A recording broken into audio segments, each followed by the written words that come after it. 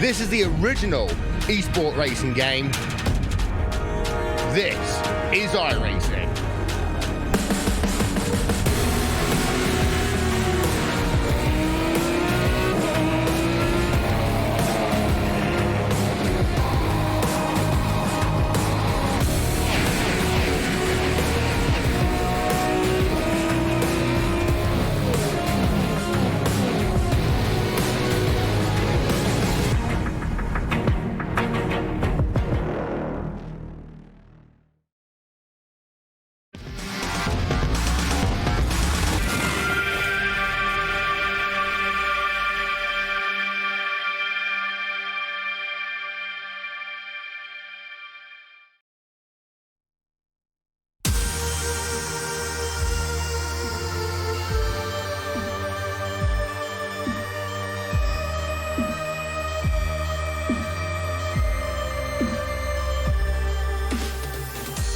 It's the third round of the season here at Sports Car Open, and it heads to Florida. Sebring International Raceway will play host here to the third round of the season. I'm Connery Maddock. I'm joined by Lorenzo Bonzo. We've got the Paul Smith behind the scenes in terms of the cameras as well. Welcome, everyone. It's a bumper day here for endurance racing on RaceSport TV.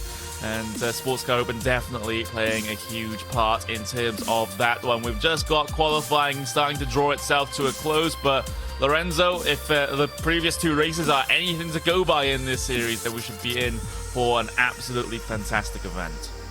Absolutely, Connery. Hello, everybody, for the third round. And yeah, Sebring will be a more complicated track than probably Motegi and Spa will be, because it is a more technical track, has more, demand on the tires themselves. Right now, the weather itself, as you probably just have seen, is not the warmest on track. It's 29 degrees Celsius, around 76 Fahrenheit. So for now, they will be quite cool. They don't have to be concerned about it, but one thing we have to be very focused on, and that will be a major factor probably in the first half of the race, is how you handle the traffic.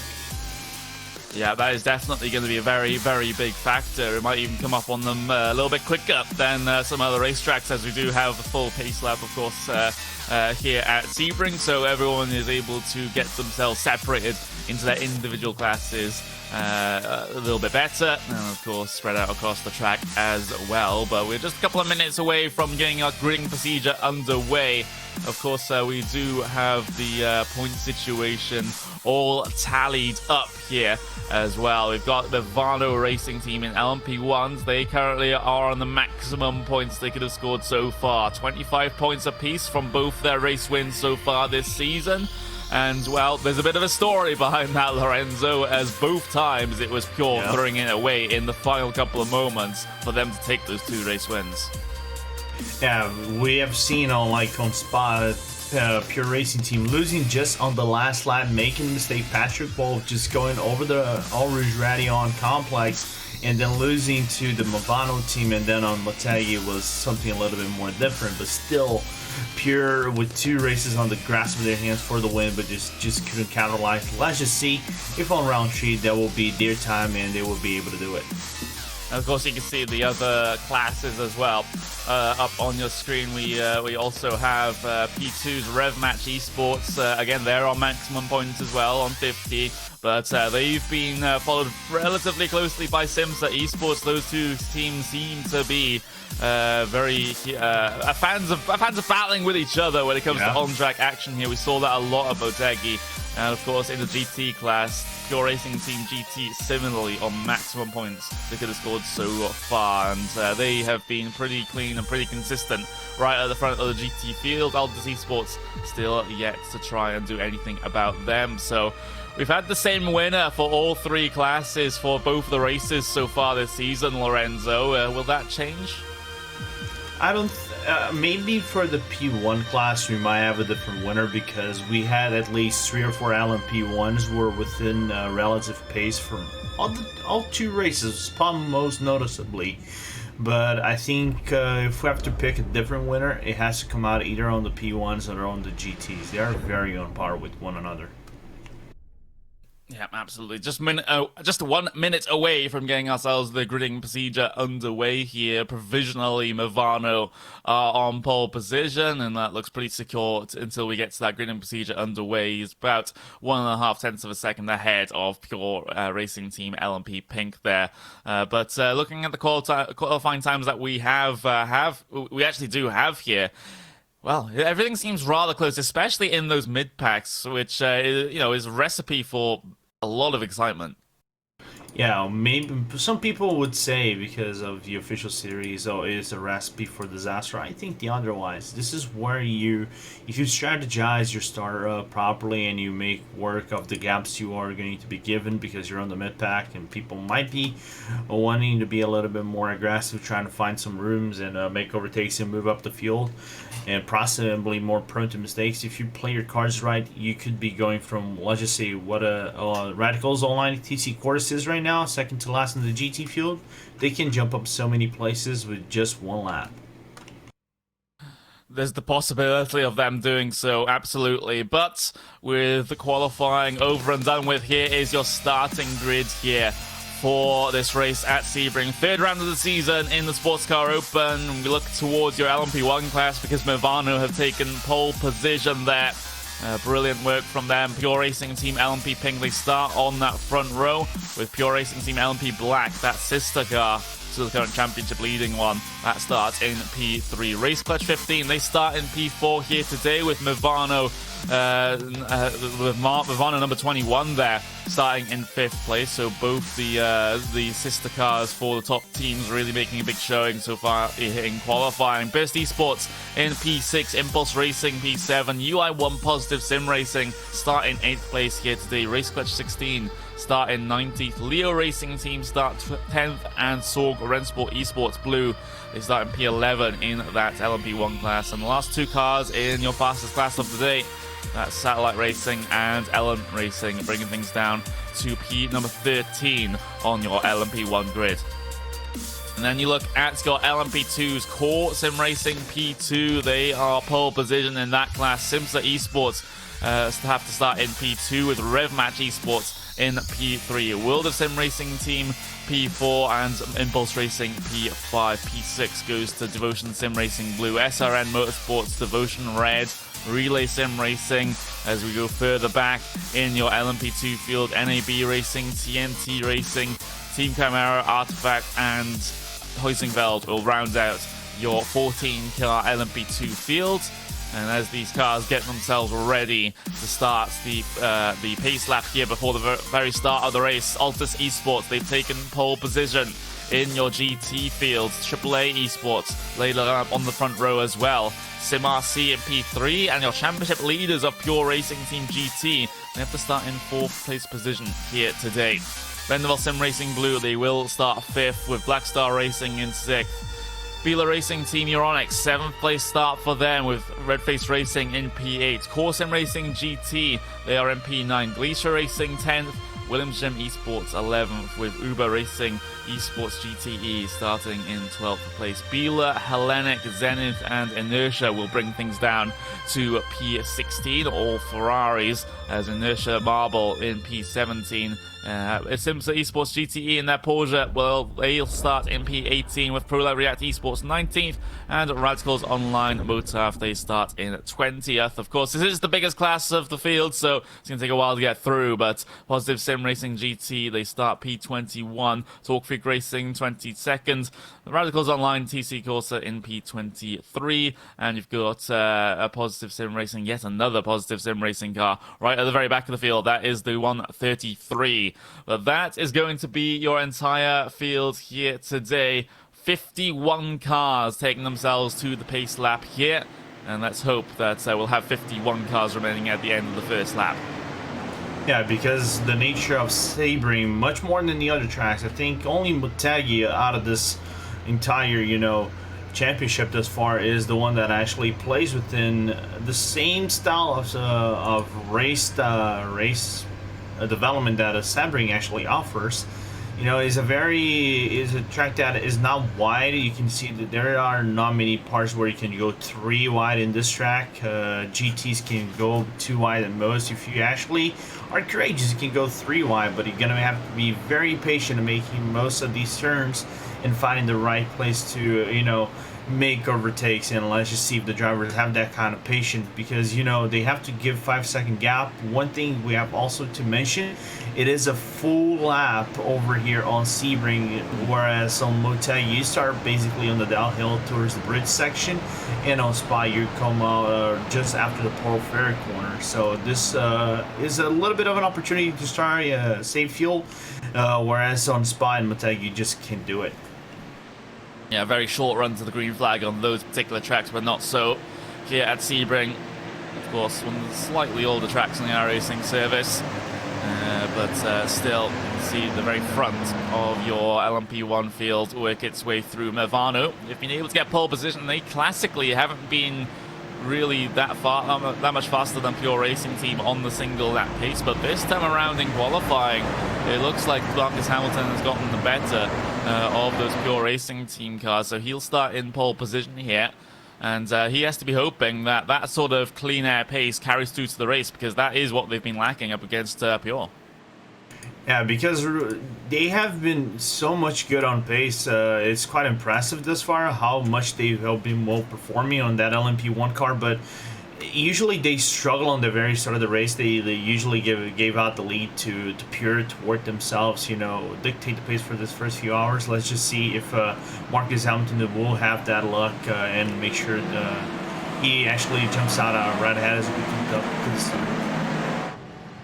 Pace car gonna dive down in towards the safety of pit lane. Green flag is out there. Marcus Hamilton holds the field for a little bit. Make sure you get started in the right place, the restart zone, so the stewards don't really pick him up on that. So we are underway here for 8 hours of racing here at the circuit of Sebring.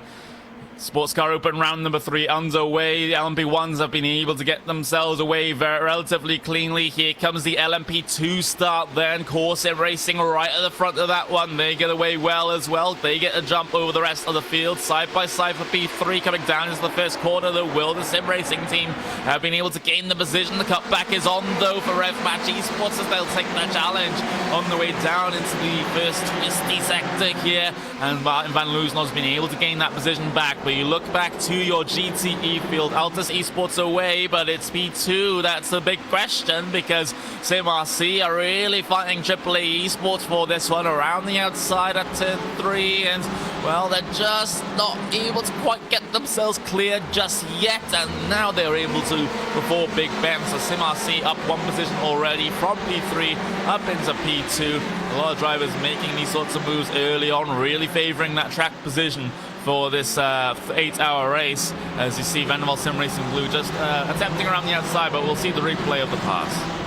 And also we got a replay from a incident between Hellenic Racing GT and the Zenit Esports, as Hellenic from Gianardi Sucard is actually getting back bumped on the turn number 3 and had to struggle a little bit to come back around. So lap number 1 going to be in the books already. Movano from Pure Pink, from Pure Black, from Race Clutch. That is your leading 4 LMP1 cars at the moment. And Movano, they already have around about 4.5 tenths of a second over that Pure Racing Team LMP Pink car, as these leaders still very much stacked together in this situation. Usually we see quite fast separation of the LMP1 field due to the differences in the ERS boost deployment from each team, so they tend to separate themselves out rather quickly. Yeah. But we do have a 3-car breakaway, at least here early on. It's Movano with 2 very hungry Pure Racing Team cars right behind him. And Movano will have to pay themselves attention, because they don't want to give any room to Pure to actually put those 2 Porsches in any place to make an overtake. And I think Marcus Hamilton knows that he needs to hold the pressure from Milshamore and Patrick Wolf, and we know that Milshamore and Patrick Wolf have opened both races, both on Motegi and also on Spa, and how well crafted these drivers are in terms of opening up gaps and finding up spaces. We've already had a penalty come through, drive-through penalty for the 199. That's Prolag React Esports in your GT field. They signed up to the race with the wrong team ID, so they'll have to bring that car for a trip past all those pit boxes before at 27 past 3 in sim time. So we'll just have to see. Yes, that's going to be about 15 minutes that they'll be able to serve that one. Yeah. So they have a lot of space to be able to come down in, and but still, that's an administrative error on the part of Prolag React Esports that have caused them to basically have to race from behind already. Yeah, they're gonna have to be letting themselves behind already. But other than saying that they are already out of the contention for any positions on this race, we have to remind this is the first long event. So for the previous races were 4 hours, so 8 hours is there. There's still a margin of possibilities that you can make any strategy work and move up a few places, and who knows, be within contention for a podium finish. Yeah, it's better to have. I guess it's better to have something like that happen early on, because you just have so much time for you to be able to get that recovery drive going. Meanwhile, of course, we're having a look at your LMP2 field right now as they head their way through the first sector. That's going to be Impulse Racing that we're riding on board with right now as they try to lock onto the back of the Wilder Sim Racing team directly ahead of them. And, well, right now, just having a little bit of a look at the lap times they've been able to pull off. Well, Impulse Racing, they were slightly faster on that last lap by around about a tenth of a second. So as long as they can keep that trend going, they can really cause Wilder Sim Racing a little bit of a problem here. But meanwhile, similar to that LMP1 class, it's the top 3 of the LMP2s that are also breaking away. Yeah, because I was talking and even raced with Fraser and Pascal on the official events, and I know how prepared they are. So it's quite natural to see Core, Simza, and Ravmatch breaking away a little bit. And we have a car spun around, and that's the Biella Racing Team Aeronix from Gary Thompson. Let's see what happened coming out of turn 1. Apparently he just misses up the turn, and now breaks himself. Yeah, it's turn 3, so start the sort of S's at the start of the lap. As he has to wait as well, and it's important not to rejoin the track unsafely here, as Gregory Tenson gets that car spun back around and back onto the racing circuit. Don't think he impeded anyone as he did so he won't be getting a penalty for an unsafe rejoin. But we do have live timing up for you, ladies and gentlemen. It's racespot.tv/timing, racespot.tv/timing, if you want to keep track of your favorite teams and or drivers. And we're not mentioning them enough for your liking, then you can have a look at that to see how they are doing. But in the early stages of this race, we've had absolutely huge incidents here. We just had that little spin there from Vila Racing Team, and everyone else seems to have gotten themselves away well, which is definitely a very big positive. Yeah, it's a very big positive, especially the nature of the track allows to have more incidents than usual. Because, like I mentioned, it isn't the widest of tracks, so there isn't much room for you to get away with. So you have to basically contain yourself, commit to a line, and make sure that nothing happens. So while you're committed to that line, so good to see they are, committed and no many incidents that cause, as we have the P1s already catching up to the GTs. Yeah, Pure Racing Team Pink, they've had a moment, they've had an incident off the final corner. Your championship contenders in your LMP1 class have had a massive one as they try to go around the extreme outside of all the traffic there. It's a bit risky there from Tom Mickelmore, and that Ferrari on the inside had no idea that LMP1 was coming on the outside, tracked out, and it's resulted in the incident that you've just seen there. Yeah, and I think we cannot blame whoever was on the Ferrari, because it was just right at the blind spot when Mission War came. So he just committed to his line, got off by surprise. Unfortunately for that Ferrari, he's now in the pits. It's going to have to be a long pit service. I believe that will be a suspension damage and probably body damage, wing damage as well. So I'm really going to be interested to see if Mission War is going to get a drive-through penalty or something of the sort. I'm going to have to look on the incident reports. Yeah, I can't really put any blame on the Ferrari for that one. That's a bit of a risky move around the outside for Mickelmore that simply hasn't paid off, at least if you ask me.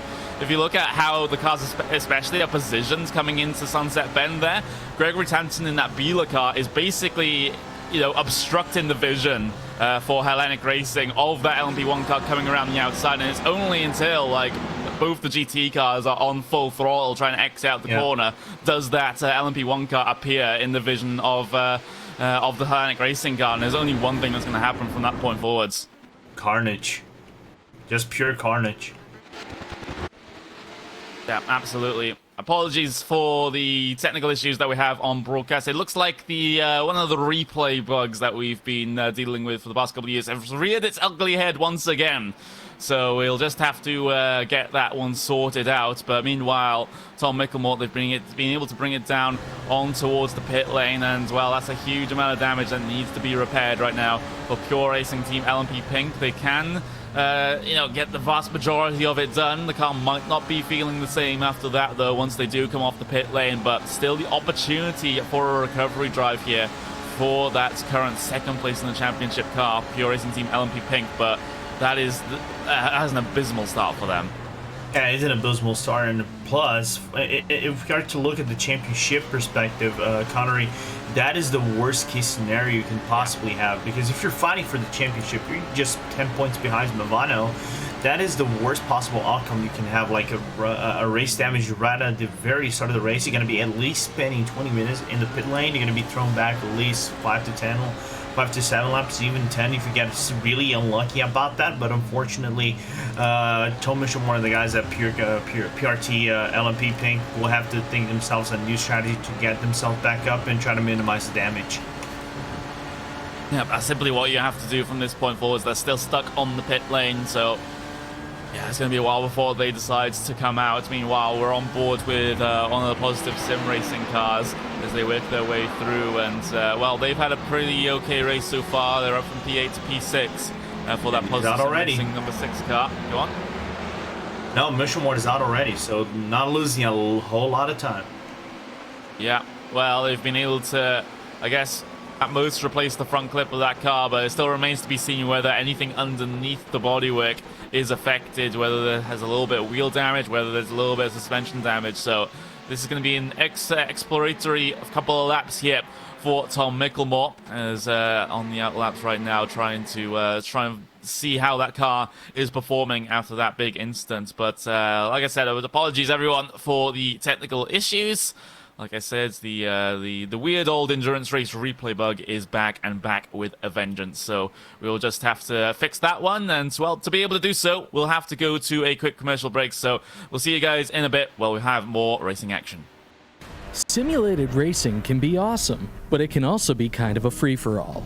Interestingly, auto racing faced the same problem in its earlier days. Whether it was on the back roads, the beaches, or the city streets, the racing was always fun.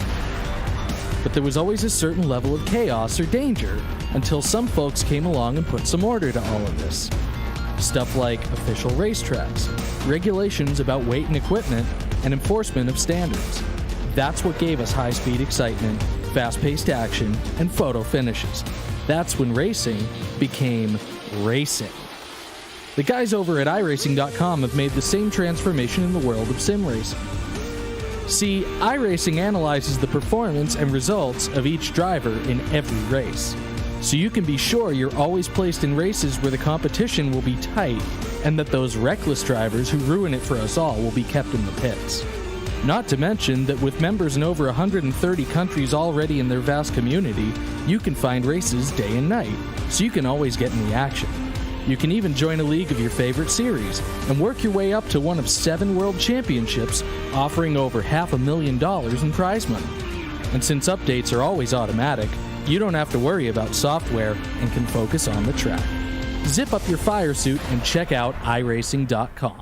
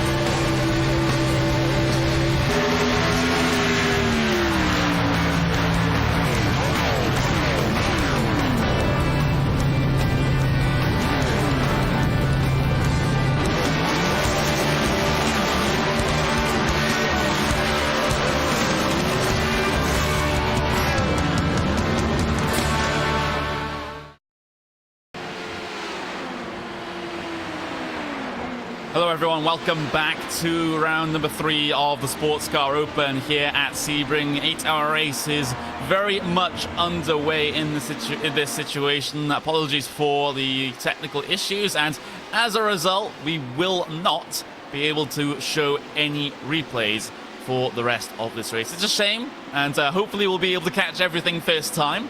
But due to the technical issues, due to a couple of issues, we won't be able to show any replays throughout the rest of this race. So Paul has to be on his toes in terms of trying to catch everything here.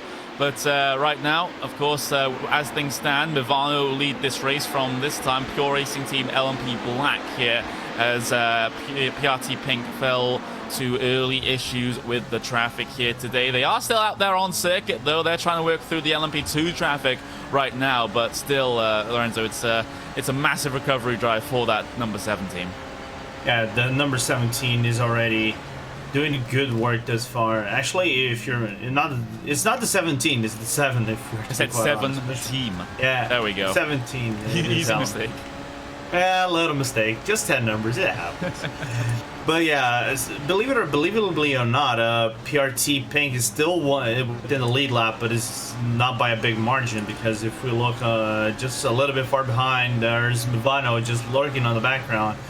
But what I can actually say, that Marcus Hamilton is actually grabbing real good traffic. He's not grabbing those P1 or GTs within the corners. This might be the first car that I've been seeing that he's actually catching within the apex of a corner and losing a little bit of time. But then again, it isn't same luck to Patrick Wolf. He has to make do of those LMP2s that Hamilton just cleared away, and now he's gonna grab the other 2 LMP2s right at the end of the straight coming into Sunset Bend.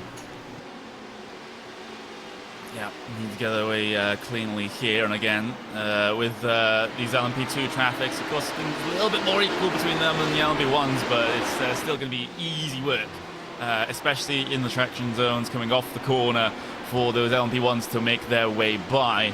Absolutely nothing can match the hybrid deployment of those prototypes, but right now, with the race as it stands, Movano from PRT Black from Race Clutch in LMP1s. In LMP2s, Core Sim Racing, they've been able to get away pretty well here from the perspective of Simsa Esports LMP2. They've been able to gain around about 2.4 seconds over their competitors. They're dealing with a little bit of GT traffic right now, so maybe that will fluctuate up and down over the course of the next couple of laps. RevMatch Esports, they are currently in P3, about almost a second behind Simsa, as again the GT traffic a big factor here in this one. But in that aforementioned GT class, Logitech G Altus Esports, they have a 2-second gap over SimRC here, which is great work for them here in the early stages of this race, with only coming up to around about 9 laps completed. AAA Esports, they're not letting SimRC get away from them, though. They're still sort of feeling the tail end of the slipstream here. Same with Pure Racing Team GT. You've got Vendaval as well, so it's a bit of a train there for what is going to be P2 and back in your GT class. It's just Logitech G Altus Esports that's been able to get away from the rest of them, and that's going to be a big win for them, especially in this first stint where you're immediately having to focus on your own strategy instead of the battles going on around you. It allows you to focus. And this is actually all props to Thomas Tatala's, very good awareness of where to clear out traffic. I know Tatala for a few other leagues, but and I know how well he performs within some pressures and certain situations. And we have Zenit Esports coming up to the pit lane, as we probably have Rui Ferreira Almeida doing the drive-through. As you got the drive-through penalty for causing a collision, 110 from, if I'm not mistaken, it is the Hellenic Racing GT. And now we're back with the Devotion battle for P6. Actually, it is a team battle of sorts within the P2 class, as Devotion Team Racing Red and Blue are chasing Impulses right ahead of them. Yeah, we're riding on board with the Devotion Red car as they look to try and find some way past Impulse Racing, as Of course, a lot of lapping procedures going on ahead of them, and well, they might just come up on the GT car. Maybe that will be the pick that Evolution Racing needs to try and get past. Of course, you can use the traffic to your advantage here, but not going to be the case this time around. Instead, the traffic will actually split up the battle, so Evolution are going to get held up just a little bit here in their way through this middle sector. They'll attempt to go around the outside, and they do so. So that's sometimes how these battles go. You can see one car gets impeded, then the other car gets impeded by the lap traffic. This is just multi-class endurance racing in a nutshell, as those cars will be able to deal with the full GT in quite competent fashion. But you know, that just illustrates the nature of the racing here quite evidently between those two cars in this battle. Yeah, and you can see also the speed advantage. And if you look at the camera that Paul Mid just brought it up, the sea of cars that some of these drivers have to work themselves with. And as we can see, once again, another battle for P1 overall between Movano and Sebring Esports Blue, as Tommaso Carla is now chasing Florian Kluger up to turn 1. Gonna have one of the Ferraris right ahead of him to make clear on turn 2. But yeah, you can see it. This is multi-class racing in a nutshell, and it's very surprising. Not surprising, but very cool. These drivers have these kind of awareness on where to place the car right and use the line to the air advantage and not lose a lot of time with grip or something of the sort. As Florian Kruger just deployed the hybrid a little bit to try to clear himself away from Carla. Yeah, as you see, Movano playing a little bit of slalom course with the GT cars. It's sometimes required here in these LMP1s. Again, it's another big old train of GTs that they're going to have to try and deal with here, coming through the middle sector. Around the outside he goes, and for Tommaso Carla, that's Sebring Esports Blue. Currently dealing a little bit better with the traffic right now, but it's more, you know, luck of the draw where you actually catch the traffic than any skill going on. Oh, what's happened there with Williams Gym Esports in the GT class? We'll just have to... We won't be able to get a replay, of course, because the replay just breaks everything as far as we're concerned, but I can replay it myself and take the hit in terms of that one, but it was contact with the Race Clutch 16 car. At least a little bit of contact, and it completely sends that Ferrari into the concrete wall, coming through towards the start of the final sector, I believe. And I think there isn't much to the William G Esports car that he could do. He tried to give the room coming into tower turn. Race Clutch didn't have any place to go. You know, kind of a little bit of boxed in on the little patch of grass to their right side. Unfortunately, just they can't break their car and tap the William G Esports 123 car all the way to the wall and send it to their dark dimension. So, a couple of, now moments here early on in the race. We had a very, very clean, first one lap of the race, I suppose, when everyone was able to get away well. But now a couple of drivers, a couple of teams have now dropped by the wayside, so to speak. But everyone else seemingly going rather well at this stage. Gap at the front of the field, though, 9/10 of a second between Movano 20 and the PRT Black car, piloted by Patrick Wolf right now. So with their sister car, having had that moment, and of course, the incident currently being investigated as well, I guess Pure Racing teams, the most of their hopes now rely on this Black car. And on the Black car, they have two drivers that are really strong, in Patrick Wolf and Patrick Schneider. Patrick Wolf usually opens up the stints. He's a very good driver in opening up gaps. He's not shy of using that hybrid deployment to try to clear away his gap as he closes down a little bit of more gap. There is right around 6/10 of a second between Hamilton and Wolf himself. So again, Patrick Wolf not being shy of using the hybrid deployment system and opening up gaps or using that to his advantage and close down the gaps and make sure he's within a position to battle for position.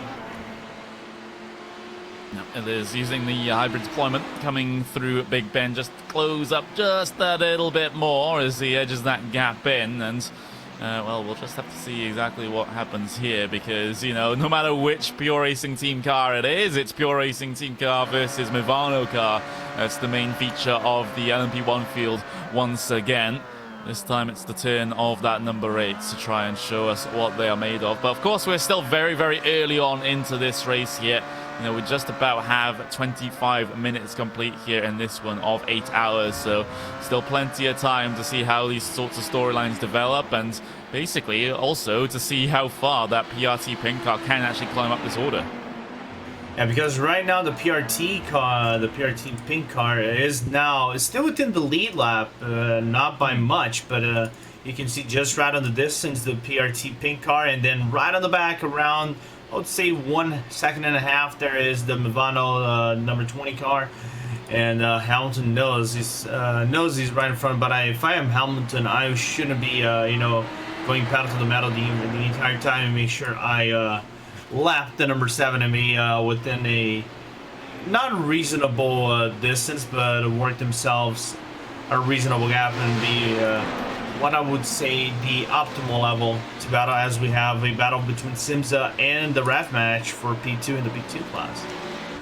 P2, LMP2. You'll love to see it as we're on board with the Rev Match Esports right now. They got very close coming through the start of the final sector to trying to do anything about Simsa. But the thing is, you know, we had this battle last time at Motegi, and they took about 3.5 hours to do anything. So hopefully this won't be the case this time around, and they can get going with the battle a little bit earlier. But you can certainly understand them if it's this early on in the race. You don't want to be taking too many risks. But Simsa and Rev Match, the battle once again in the LMP2s. That was again a big feature of the Motegi race. Meanwhile, a little bit behind, you have Impulse Racing, who have actually, well, they're trying to make up the gap to Wilder Sim Racing Team at the moment, and they're having pressure from behind by Devotion Sim Racing Red. So a couple of battles already here in your LMP2 field, and it's so tough sometimes being this middle class where you have to manage your own battles, but you have to be past and you have to get past other bits of lap traffic as well. So it's really one of the classes where you really need to be on your toes the most. And also one thing that we have to consider is that the LMP2 class out of all other categories here on this championship, it is the only one make car. If you have to consider, it is just the Honda HPD, the Honda prototype car. Therefore, it is basically equal in terms of performance. It isn't like the Audi to the Audi to the Porsche, BMW to the Ferrari to the Ford and to the Porsche itself.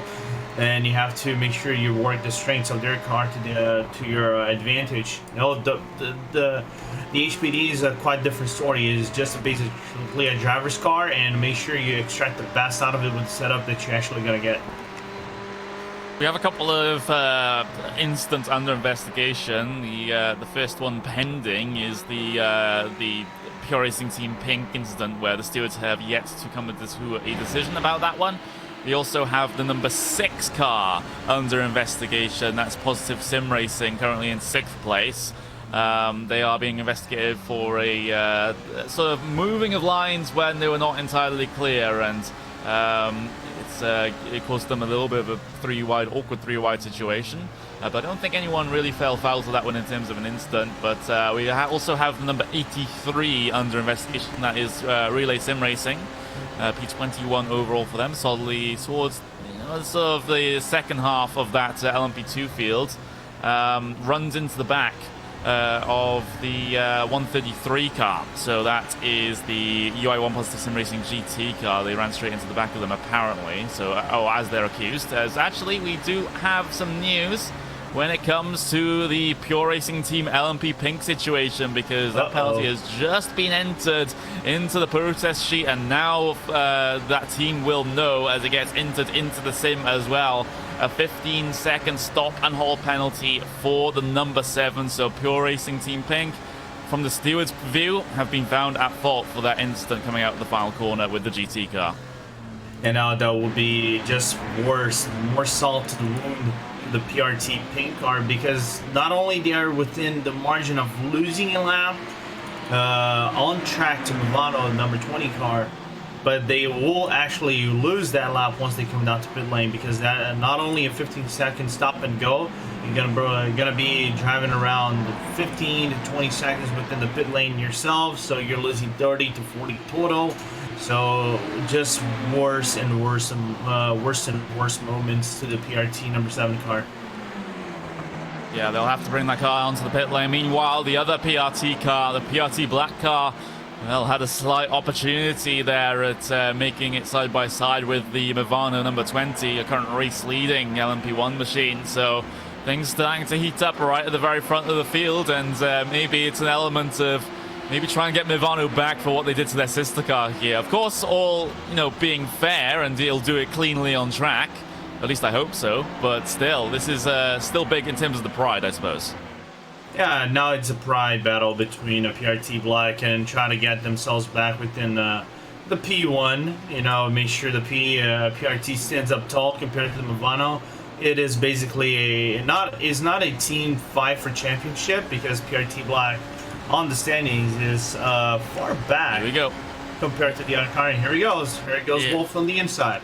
ERS deployment for Patrick Wolf, and he gets himself through to the race lead, but Marcus Hamilton semi-tempted to come back, but in and amongst the traffic, it's quite a dangerous place to be able to do so, as looks like PR Racing team, they're trying to find a way around the Ferrari at the moment. They're getting heavily impeded, but Marcus Hamilton now, can he use the ERS deployment of his own through Big Ben to try and get the pass back? Nope, he's just keeping that in reserve for now. Maybe Marcus Hamilton preferring to use that boost when it comes to the latter portion of the lap down the Ulman Straight towards Sunset Bend. Might just be the place where he has the advantage here. But right now, we see PRT Black. They've been able to gap them slightly, and if they're able to deal with the traffic a little bit better as well, then they might not be under threat towards the end of this lap.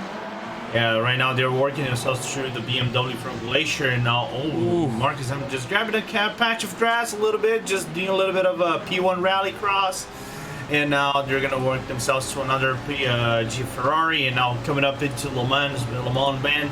Now we're going to see if Hamilton actually deploys that hybrid system coming into the Ulman Straight all the way down to Sunset. Yeah, we'll have to see.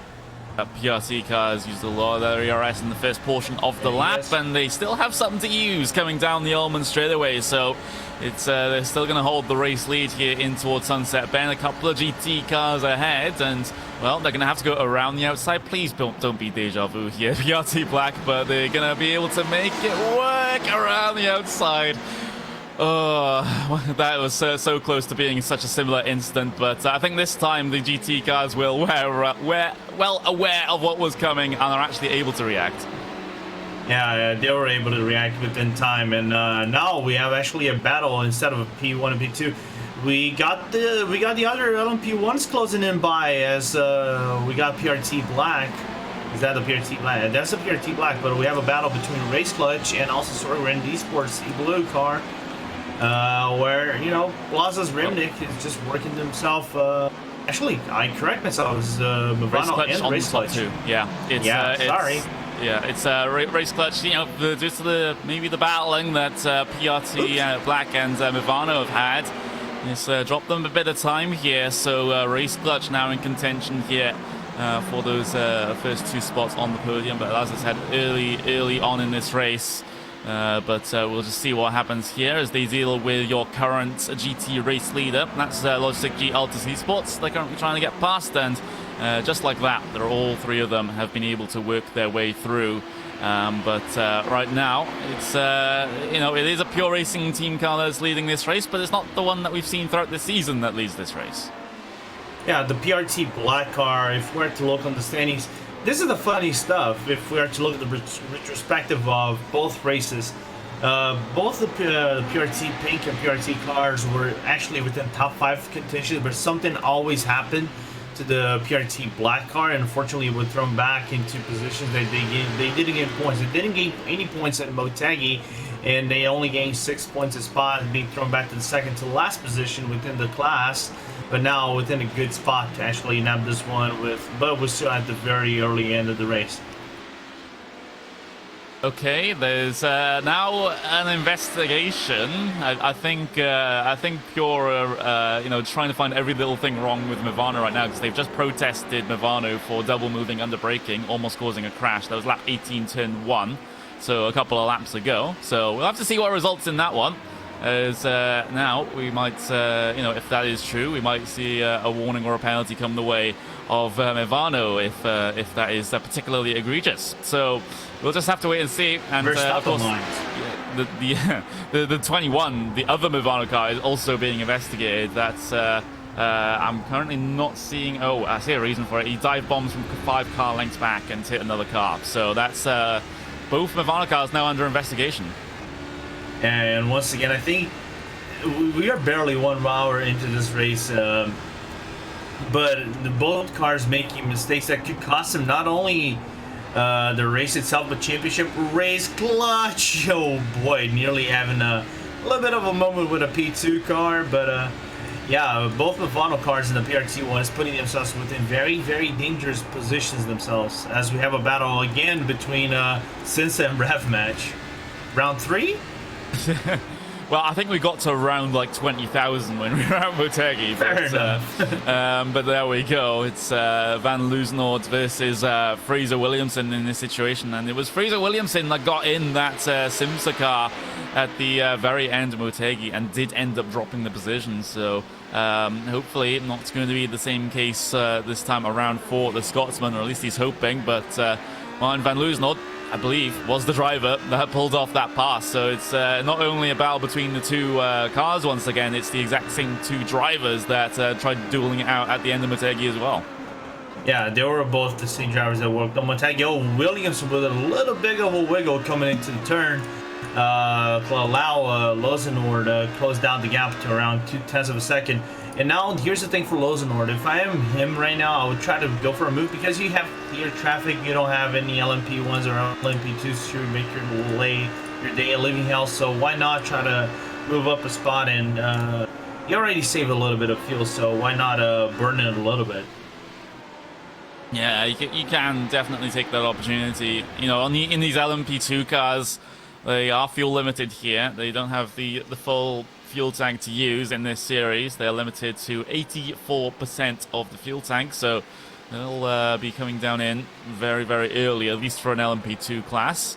But right now, we are still just a little bit away from that happening. You know, just sort of on the edge of getting into that sort of window now for those LMP2 cars. So maybe just a couple of laps time and we'll start to see the first signs of LMP2 cars deciding to work their way down onto the pit lane. But right now, as it stands, Core Sim Racing, they've done very well here at the front of that LMP2 field. And especially when you consider, you know, looking at the point standings, they currently sit in P3, well, technically tied second with Simsa Esports.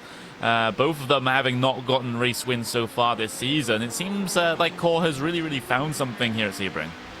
Yeah, it is Pascal Sticks. I know this much. It is one of his best tracks. This is where he excels at in terms of driving and weaving through traffic. Not weaving, but, you know, overtaking the slower traffic. So I'm not surprised that Pascal actually opened up himself a gap compared to the other 2 cars.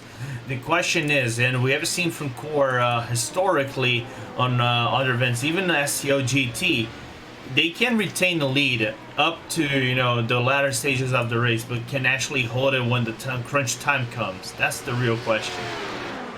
Yeah, but we're still very far from getting to that point at this stage. You know, just drivers focusing on their own strategies for now here early on.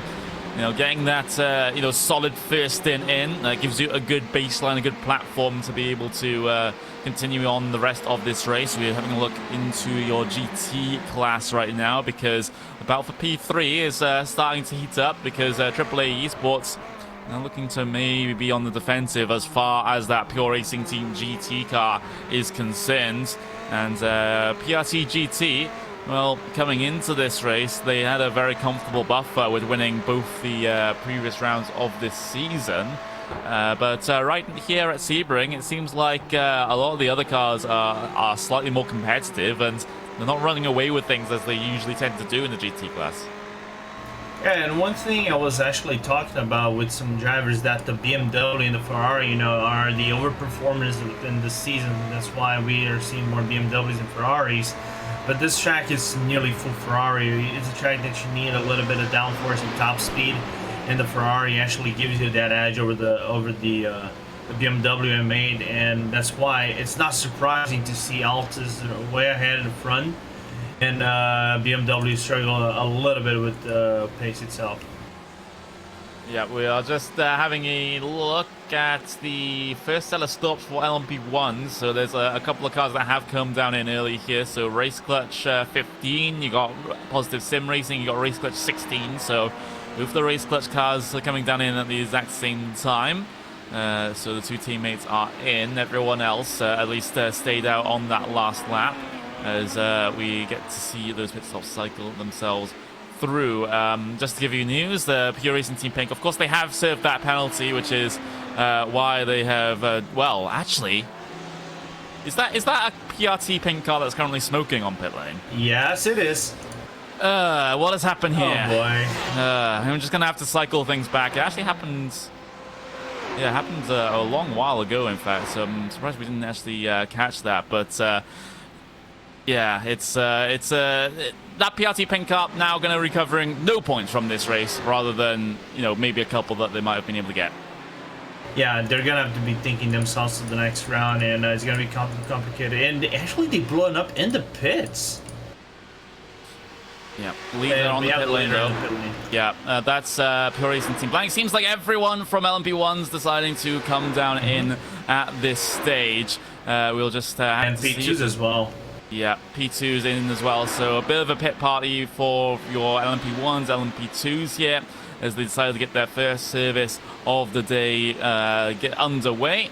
And we'll wait until they come off the pit lane to tell you about any sort of strategy call. But that is your Pure Racing Team Black car coming out. 21 seconds on their stop. And Movano, 20 seconds for them, or 20 and a half seconds for that Movano car. So they'll be off and away. Same order between the two leaders as they get their first set of stops completed. Looks like everyone in LMP1's going for the same call here. All around about 21, 22 seconds on their pit stops. No outliers as far as I can see in this situation. And with that, that's basically everyone in your LMP1 field done in terms of their pit stops, basically across 2 laps. Yeah, we had still Element and Satellite Racing P1 in the pit lane during the pit service. But yeah, all P1s now just done with the pit service, and not surprisingly, just fuel for those P1s, Audis and Porsches. So we expect them to come down whenever they go for their second stint, probably some tires, as it is probably expected, a double stint, and then change tires.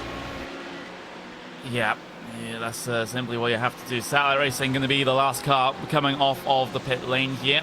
So that is your LMP1 stops completely done here. We're just waiting for LMP2s to come down in. We saw a couple of early stoppers for them, and now it seems like everyone else is coming down in as well. So Rev Match Esports in, Will the Sim Racing Team, Impulse, Devotion Red, Devotion Blue. Core Sim Racing in the race lead of LMP2s, though they did decide to stay out there in that situation. So they're going for the long first stop, and yeah, this that's what Core Sim Racing have really been competent in doing, especially in these sorts of endurance races. Is just hitting their fuel numbers exactly, and it's resulted in them getting one extra lap in this instance. There's a couple of other teams that have also been able to do so, SRN Motorsports and Team Chimera, with Chimera being the other big team that I know are fuel-saving masters, so they're staying out at least one more lap here. Meanwhile, battle in the pit lane perhaps between Impulse and Will the Sim Racing Team. Looks like Will the Sim Racing have been able to edge themselves ahead, and they're going to be the ones off of pit lane first. But it's always slightly interesting when you get to see side-by-sides coming through pit exit there. You never quite know what's happened. Yeah, it's a little bit of a question mark every single time you come down to the pit lane. But one thing we can actually say, which is an exclamation mark, is that Impulse has such a really good pit stop that actually closed down the gap they actually had to achieve compared to the World of Sim Racing Team, which was right ahead of them. Was around when I last looked around the second. Now it's a little less than the second, around 0.8, 0.7 between Leonard Frique and Carlos Alvarez Benetti. So Frickin is slowly but surely putting himself within the spot to try to fight for a podium finish with the P2 class. Yeah, it's basically going to be the objective for Impulse Racing here. Of course, they currently sit in P7 at the moment, and you know, a couple of cars, you know, if they have the pace and if things go their way in terms of traffic and maybe instance, then maybe they could haul themselves up into a bit of a podium finish here. Meanwhile, Core Sim Racing, SRN Motorsports, they've dived down onto the pit lane, so it's basically going to be it in terms of your LMP2 fields getting their first set of stops done. So sticks with Core Sim Racing, you have SRN, you have Team Chimera. Whereas actually Team Chimera, they didn't come down in, so Team Chimera, they've gone 2 extra laps here. So I said they were masters of fuel saving. It seems like they're proving it once again. Yeah, Team Chimera proving themselves why they are one of the gods of saving fuel within the P2 category. I'm really surprised with Josh Shin's work, as we have a battle for P5, P6, P7, and P8. Even though you don't see it, it is a P6 and P7 battle, because Lubomir Schvitz is a little bit far behind, but still within contention to fight for a spot with Kim Eriksson from Black Star. Yeah, this is down in your GT field, of course. Kim Eriksson in that Porsche, trying to keep himself within the draft of the Ferrari. You can see one of the prototypes heading their way by, and that's Satellite Racing, as they get themselves into Sunset Bend. Of course, the corner, whenever we bring it up, a corner of a million lines coming through here, but looks like that Ferrari... You're beat to, you know, conservative. Yeah. But Kim Eriksson, of course, Black Star Racing coming in towards turn number 1 now, and well, that Ferrari just keeping itself ahead right now.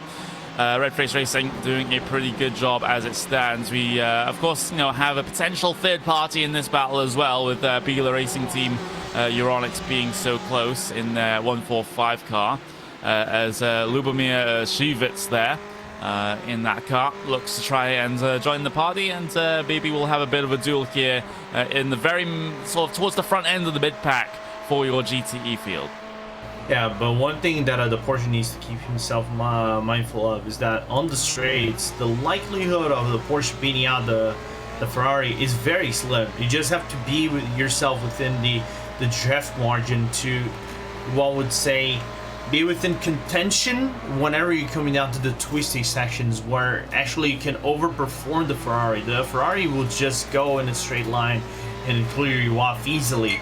But within corners, that's where the Porsche shines a little bit more than the Ferrari himself. As you can see, Ericsson making use of the good turns and maximizing the exits, and still, you know, being within a gasping reach of, you know, passing the red face car right ahead of him. Chimera in LMP2, they've come down on towards the pit lane, so they are going to be the last car in LMP2s that have taken their first pit stop service, and the fuel saving begins once again for yet another stint for Team Chimera, you would have thought. But we know now we're just waiting for GTs to come down in, and it's going to be a little bit of a while before they decide to do so, considering they can go the hour mark and then maybe a little bit more as well.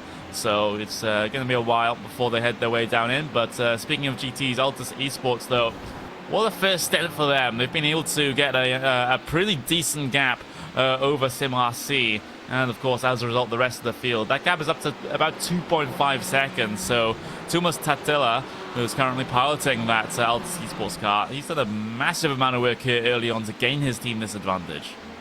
Yeah, Tattila just making good work at the very start of the race 1, where the confusion and chaos, trying to find yourself in the track and finding out your zones and places and lines. And Tattila, you know, just that focus, finding his rhythm, and he found it very early. That's why he managed to clear himself from the BMW quite surely and fast.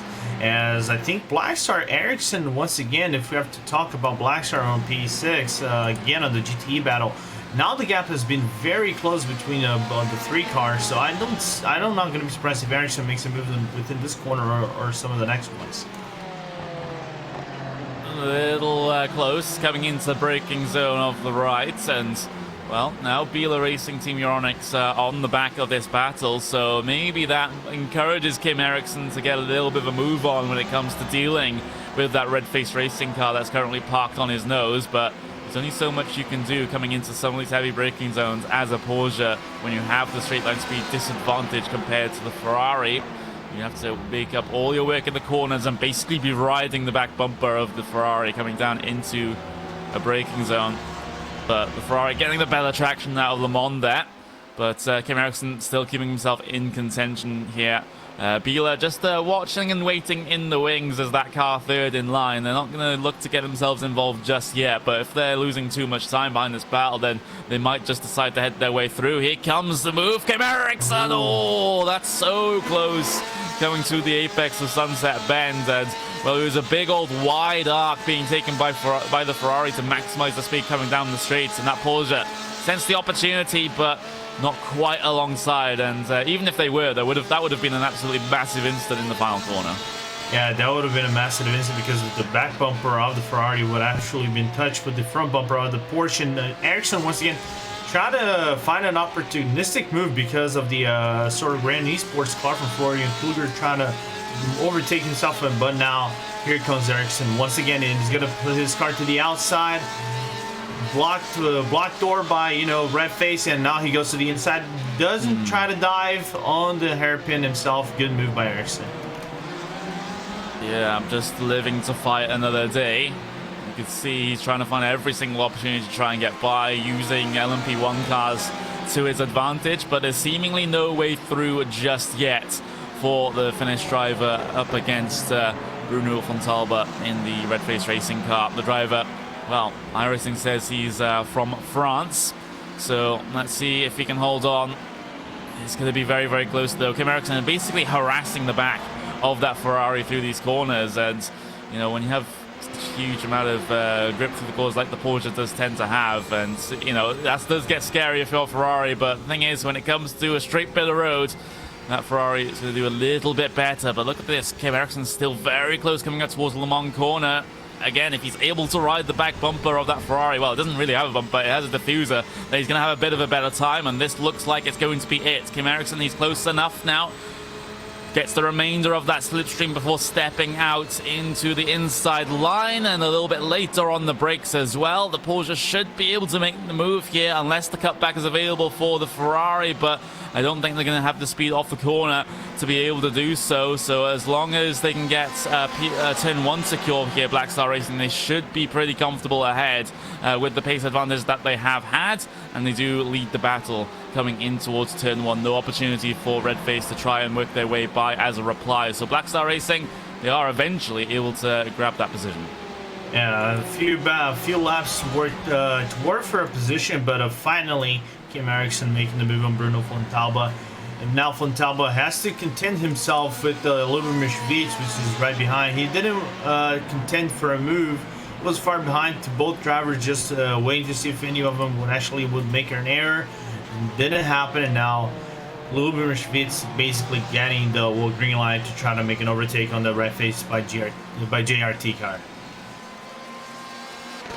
Yeah, absolutely. So right now, it looks like with this particular battle that we have up on screen, it's Black Star Racing able to, well, not able to quite gap the other two cars just yet. The Ferrari's keeping itself in contention, but now might just be the turn of Biela Racing Team. They are getting a bit of the sense of the double toe here, so they're going to be the next ones to maybe try to attack that red face racing car, but, you know, over the past couple of laps, they've just sort of been waiting in the wings, and let's see if they actually have the pace to try and get past as well. Yeah, and Lubomir Schwitz, both Schwitz and Haase, if I'm not mistaken, is not going to be Haase driving for their car tonight. It's going to be Rato Hartmann.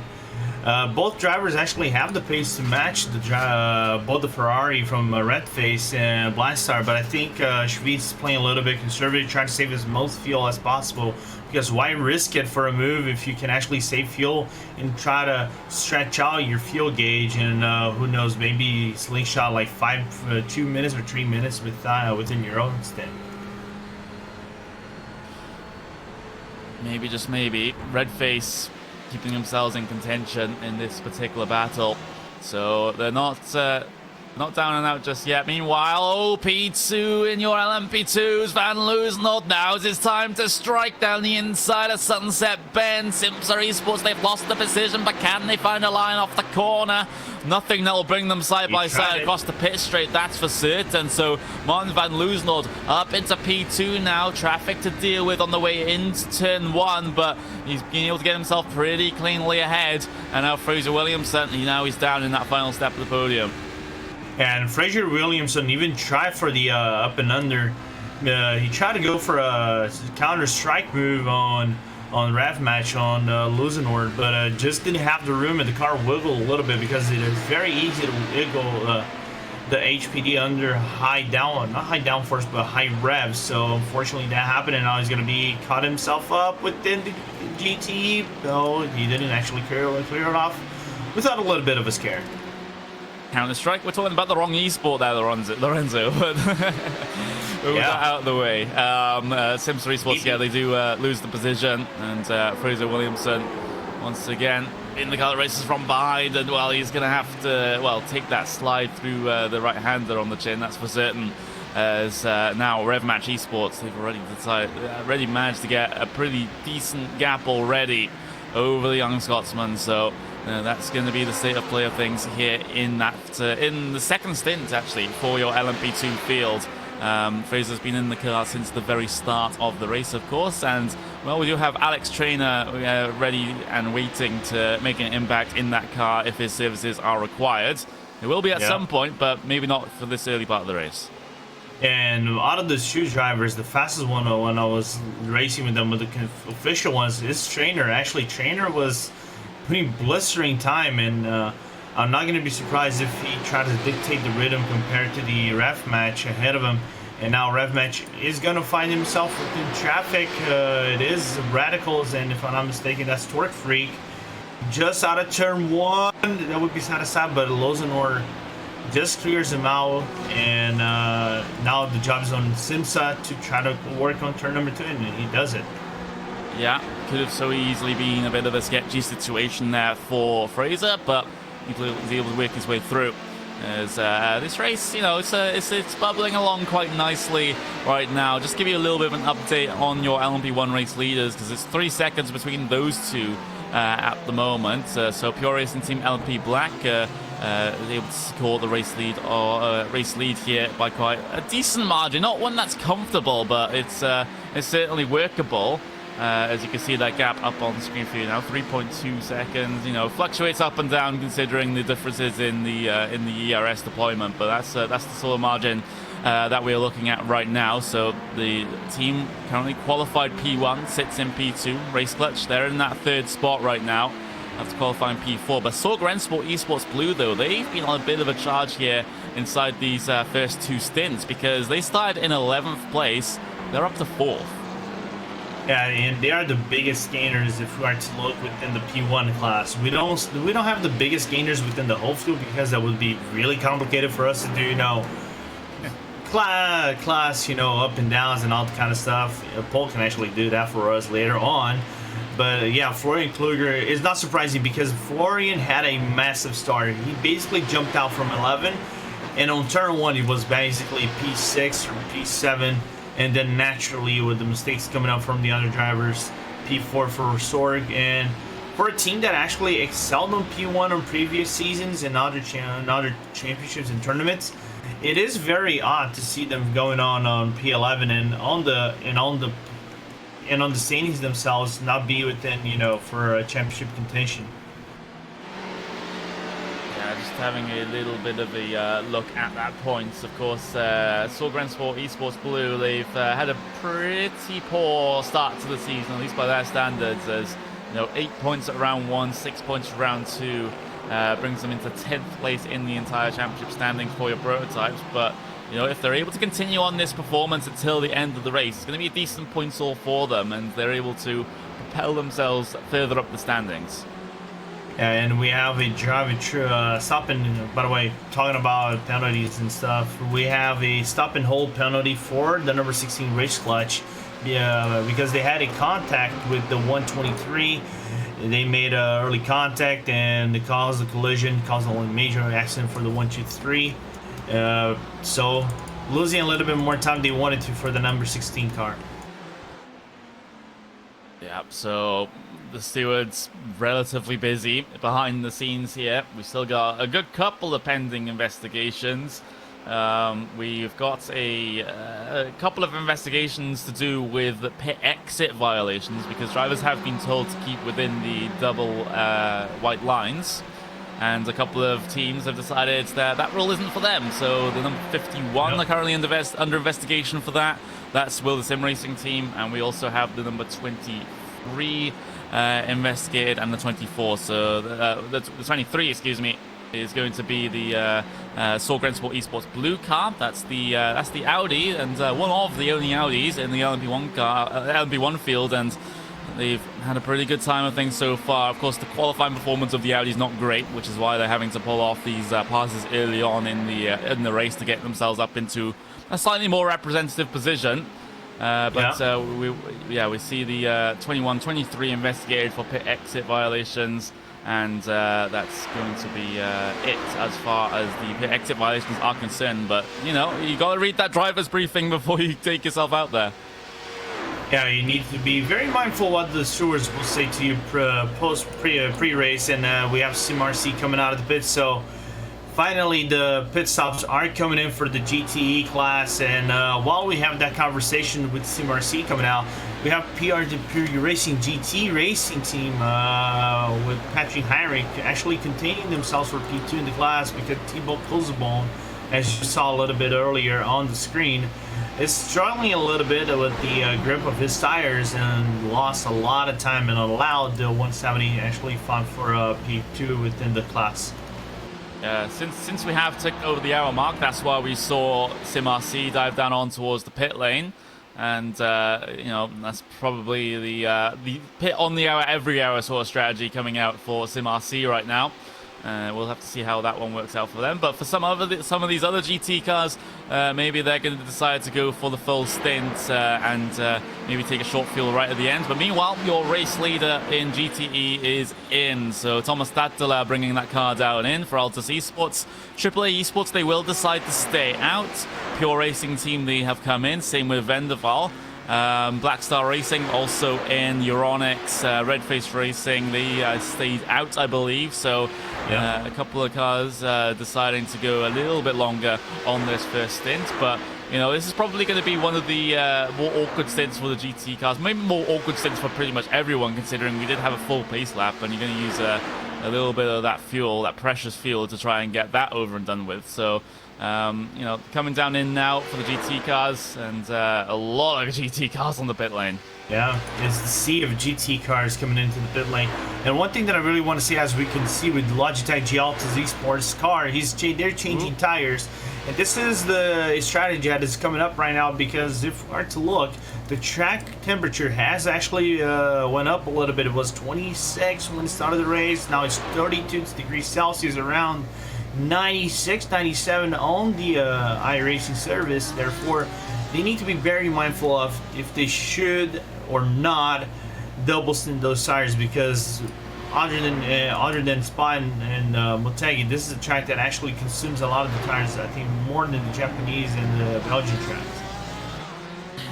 Look at this though. In terms of the pit stop times here and the strategy choices, Altus Esports, they're basically the only ones that have decided to go for the tires here in the first set of stops. You do have Vendaval Sim Racing Blue that also decided to go for a fresh set of rubber, but everyone else deciding to double stint those GTE tires from the get-go here. So AAA Esports, as a result, will lead this race once these pit stop cycles through. Actually, they decide to head their way in. They haven't headed yet, but it will be Altus Esports. It'll be SimRC, excuse me, that will be leading this race once those pit stops cycle through. So Altus Esports, they're going to be ends up being 7th here once AAA Esports take their stop. So This is interesting. They have the fresher tires to work with up against these GT cars, and they're already making short work of one there into the right. That's Uber Racing Esports that they were able to get past. So already pulling off the passes, but that's what they'll have to do now because, with them taking tires, they'll be,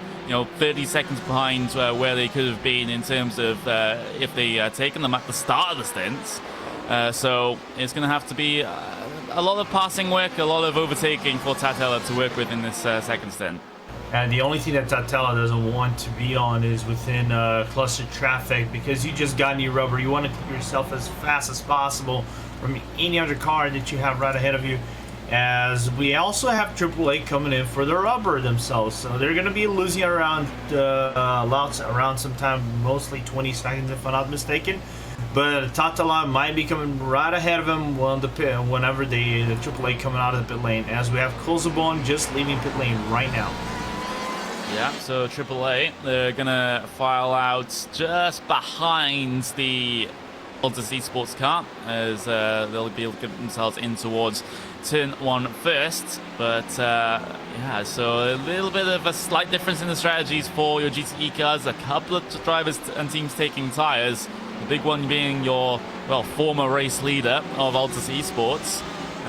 Let's see how that works out for them. They only had a couple of seconds gap over the cars behind, so it's not exactly a free tire, taking the tires in terms of stops there, because, when we saw in earlier races where, the race leader had such a huge gap, they could come down in and take tires every single time anyway, and not be a big concern. That's not the situation here, so I'm very interested to see how this works out for Altus Esports. And with the track temperature being where it is right now, yes, it is overcast, but that track temperature is still a bit high for overcast conditions. Of course, iRacing now with the dynamic sky, I suppose, so the cloud cover does change slightly throughout the race, and that sun can peek through on occasion to try to heat up the track surface. So it's something to keep an eye on, that's for certain.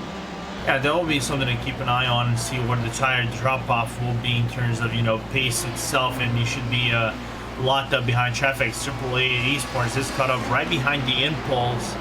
The Inertia, actually, C Racing car, trying to clear himself as fast as possible. This is the thing you really don't want, to be caught up in traffic and to be stuck in it.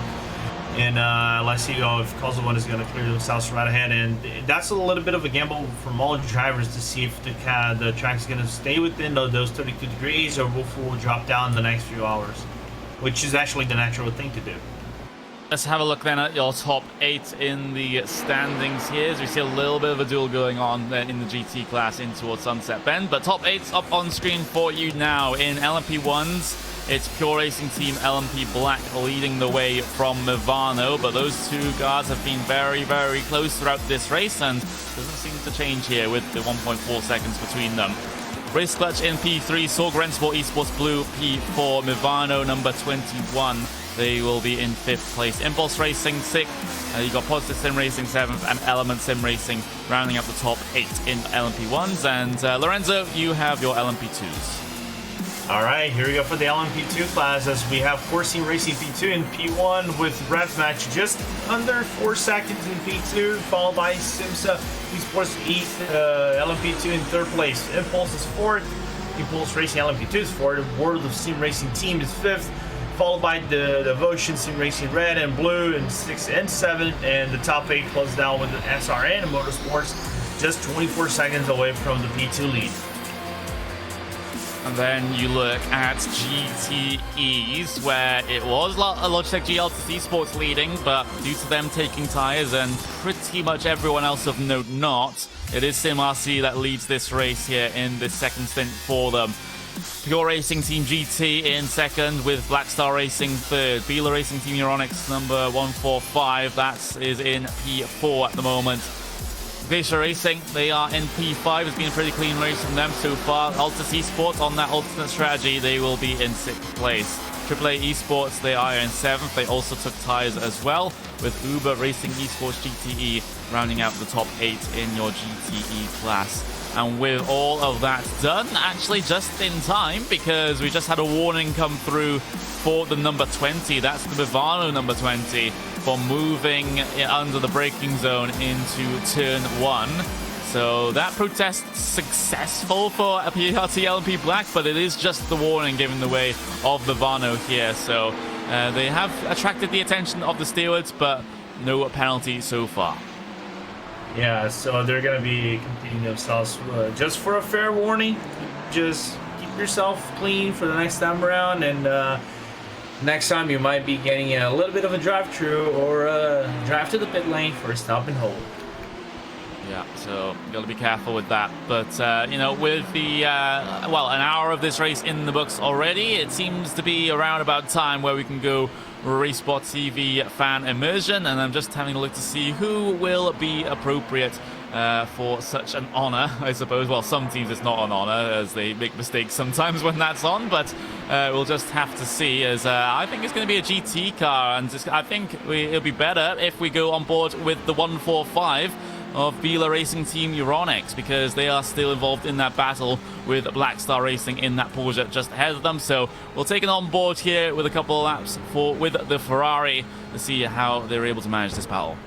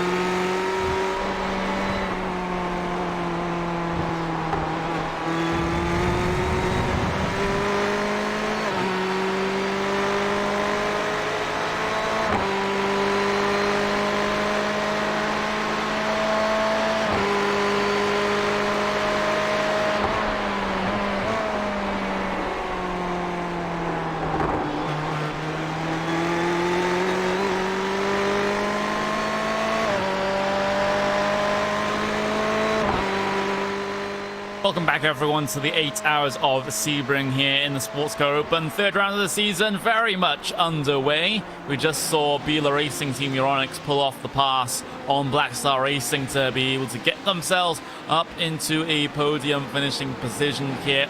So a very well-worked pass, a very close pass as well, down in towards turn number 1 just a lap ago.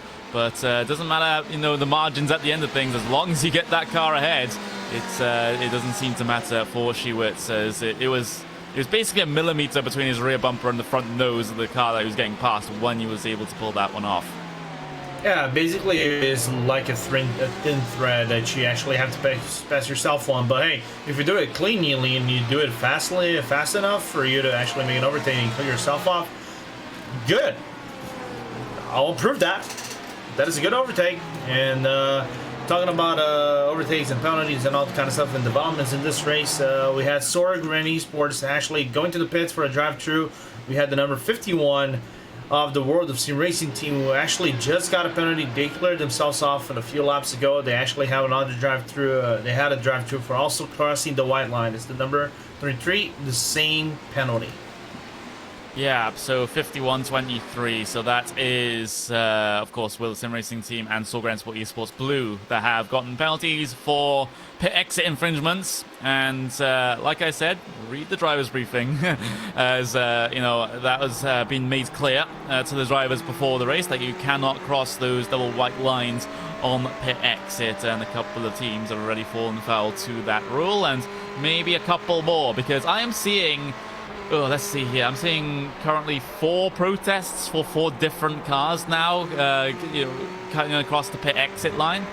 Yeah, that's going to be an issue that the stewards have to work through. Of course, I think it'll be pretty quick to come to a decision because they've either crossed the line or not, right? So yeah, that's going to be pretty simple. And unless they did, it will be basically an Oprah Winfrey of, you know, drive-thrus for everybody.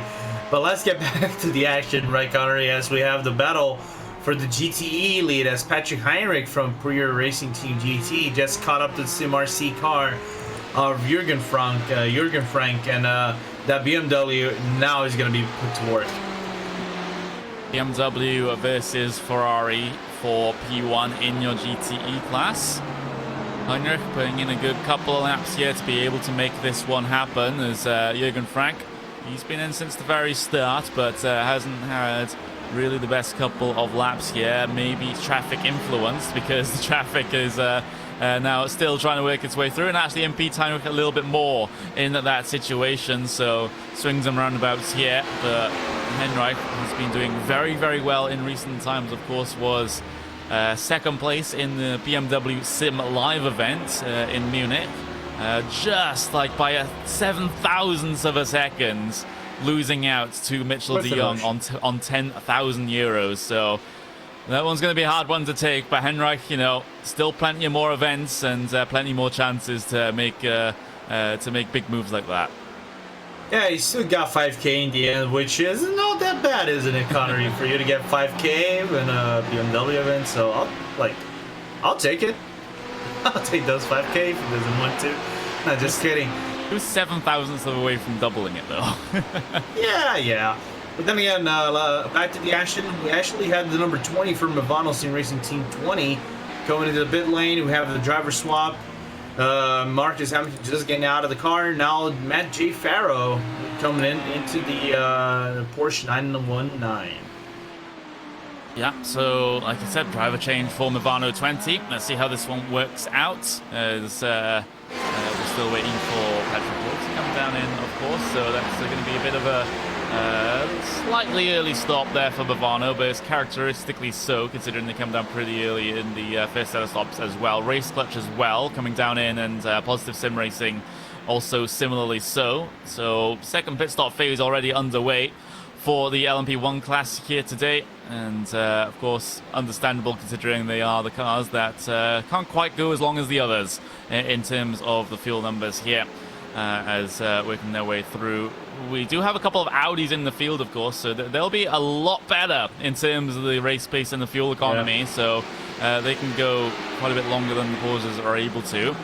So we'll have to see whether those climb through the field or not before the end of this race, because Satellite Racing, Sebring Sport Esports Blue, those are the 2 Audis in this field, and it'd be nice to see an Audi up there. Yeah, we have the number 83 of Riley Sim Racing going off on Cunningham corner. Just getting caught up in the middle of a surprise. One of the LMP1 is overtaking, and unfortunately had a little bit of a wiggle and a little bit of a visit to the grass. Yeah, I'm just cycling things back on my screen right now. Yeah, they were in a bit of a lapping procedure with an LMP1, and they actually run into the pack slightly of the car ahead of them. That was the Audi trying to work its way past, and it's just a bit of a tap and upsets that LMP2 car. Goes for a little bit of a spin through the grass there, but they're back going and they don't have any damage, so that's good to see on the part of Relay Sim Racing, even though they've lost a bunch of time as a result from being stranded in the grass. But I'd rather that than having your race completely ended. Yeah, better than that, and then having like a damaged rear end or something of the sort, as you just said. So even worse, imagine just hitting that back end of the HPD, and the HPD is a rear engine car, and basically blowing out your engine. That's like 30 to 1 hour in the pits just to change in your engine. And still have the battle for the lead on the GTE class. And Pure's just not being able to capitalize the traffic, where CMRC actually is getting overtaking better spots compared to the 170 car. Yeah, you know, that's just the fact of life that you have to deal with in multi-class endurance racing. Sometimes your opponents are going to have a little bit better of time with the traffic, and there's not all that much you can do, especially in these GT cars where it's more the responsibility of the cars behind to try and get past rather than you making the passes. So there's not a lot you can do to try and influence things. But with Henreich now getting passed around the outside by the core, no, that's not core. I saw orange and assumed core. No, it's SRN Motorsports currently mid-pack in your LMP2 field, just getting themselves through on the GT cars here. But as a result, as you said, of all that traffic coming through, it has split up the battle for the race lead in GTE. So that one, unfortunately, not quite going to be a thing just yet. Meanwhile, we do have PRT Black. They've come down into the pit lane, so they get their second service done to that car. Movano, of course, have already, well, they're coming down in now, so there we go. Tommaso Cala brings that car into the pit lane. The Movano 20 and the Race Clutch car, the Race Clutch 15, they've already come down in for their service, so a couple of laps extra for these guys. Go on. No, the situation for Sebring Esports is just getting worse and worse. He got black flagged 30 seconds for not serving the drive-through in allocated time in game. So situation just going down south to the number 23 Sebring Esports blue car. Yeah, that's not great. Not serving the penalty in time. So all of a sudden that drive-through becomes a 30-second stop and hold. That's going to be a while that Kruger just has to sit in his pit box just waiting for that time to tick all the way down. So, yeah, that's a huge loss there when it comes to Sebring Sport Esports Blue.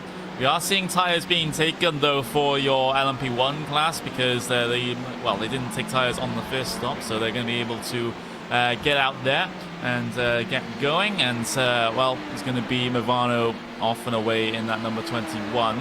Movano 20, though, they currently lead this race from Pure Racing Team LMP Black, so they've been able to gain a huge advantage here inside the pit stops. Their stop was actually a couple of seconds faster, and it's only a couple of seconds between them and second place here right now. So that shorter stop really factoring into things, and maybe a good couple of outlaps from Matt Farrow that's been able to get himself into the race lead. Yeah, because right now Matt Farrell will have to contend with the hybrid deployment system lover Patrick Wolf, because we mentioned before, Wolf is not shy of using the hybrid system or ERS, whatever you want to call it, for his own game purposes. So I wouldn't be surprised if Wolf in the next few laps just goes, you know, what I would say full ballistic and close down the gap and, who knows, try to fight for a P1 bat. You know, be again in P1 when he comes right on the back bumper of the Movano 20 car.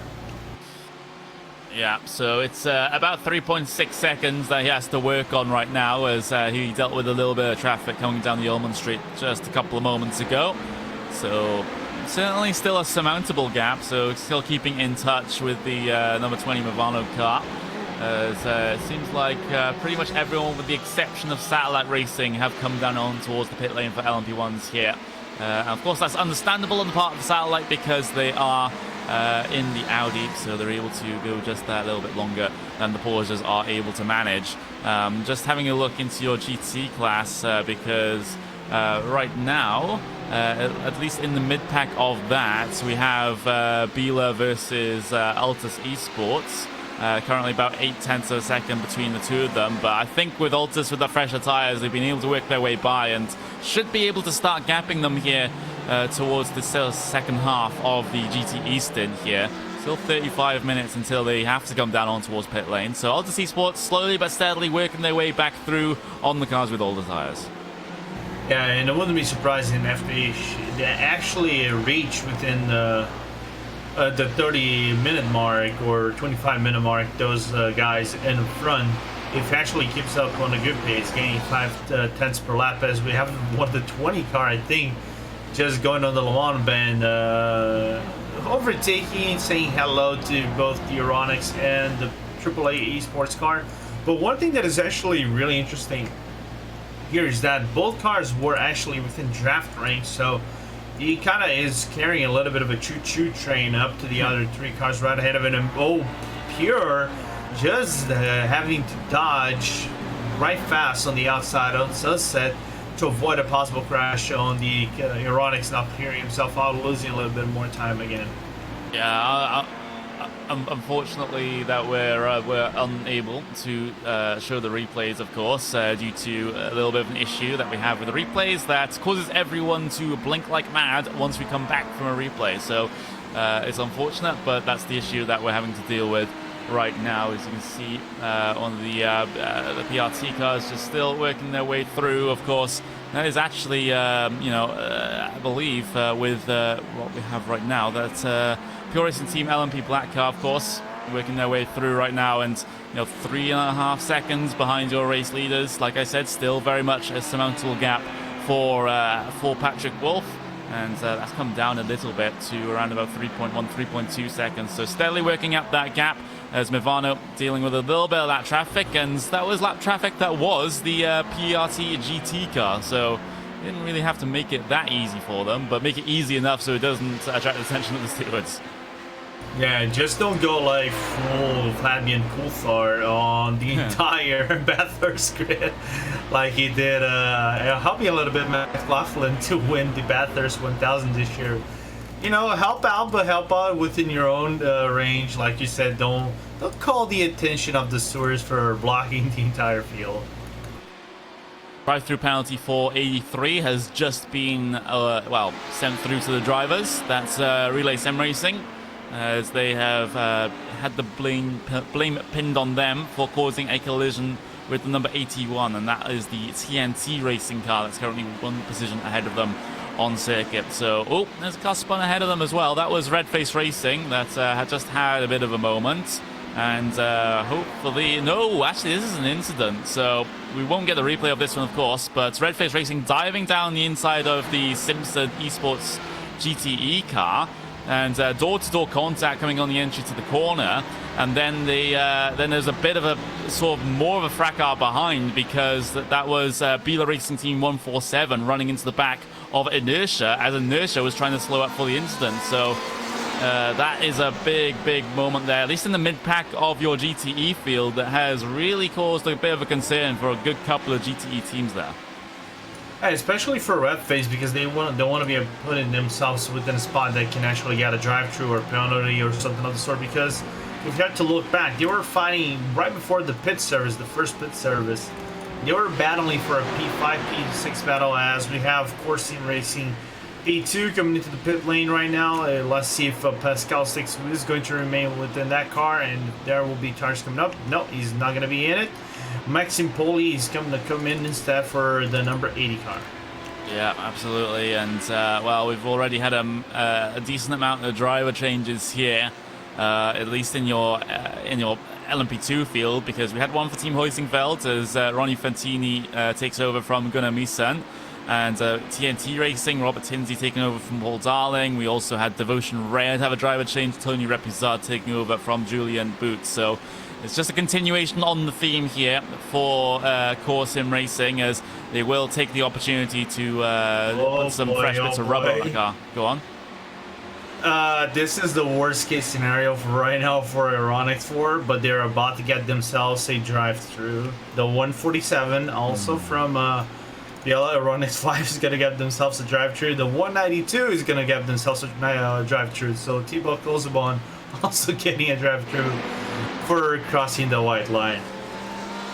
Yeah, that's not ideal if you're Biela, and it comes in an awkward time for the GTs because they're getting towards the end of their fuel stint. So if they have to come in this lap and not take the drive-through, then go on. Lorenzo was just about saying something. No, it was actually Paul saying that Aeronix is just serving their drive-through as we speak. Okay, yeah, they're down on the lane right now, and well, they will have enough fuel to come around again. And of course, being able to get that served quickly is important. And don't be like Solgren Sport Esports with the leaving too much time before serving it. As completely ignore what I said earlier about this coming towards the end of the GTE stints. I'm currently dealing with a little bit of illness here, and I'm not exactly thinking straight. But there we go. 6 hours and 30 minutes left remaining in this race. And of course, with the state of play of things right now, we have another drive-through penalty. They're just starting to come through from the protest sheet now, I believe, because we've had a ton of protests be filed with the stewards about pit exit infringements. So we're just seeing those come through now. So a lot of drive-through penalties are being sent out to the teams. We still have a lot of other incidents to be concerned about as well, because we have the 107 that's currently under investigation for car contact. That is the Black Star Racing car, which was running pretty well. I do see some damage to that Porsche, so they've been in the wars somewhat. We also have a 51 under investigation. That is the World of Sim Racing team. They've already got a penalty so far this race. So they try to pass another car on the inside of the corner and pushes wide on exit, forcing the other car off the circuit. And we've also got and also another one for causing collision. That's for the 115, which is is sometimes a bit of an issue to go through, but there we go. Red Face Racing, they're under investigation, and another crossing of the pit lane for the number 15. So race coach 15 have to be careful here. So the stewards are very, very busy, and it's hard for us to keep track of what they're doing, let alone them to keep track of all these incidents. And right now, the 192 of AAA Esports coming out of the pits. They're going to be coming out. If I'm not mistaken, they're going to come out just short of 8th place, and Huber of Marie Rushka just about ahead of him, just saying, hello there. Oh, hi there. Maybe not as nicely, but right now, of course, as this race continues on, just having a look to see what the state of play is for the race lead. That's Mivano Piatti Black.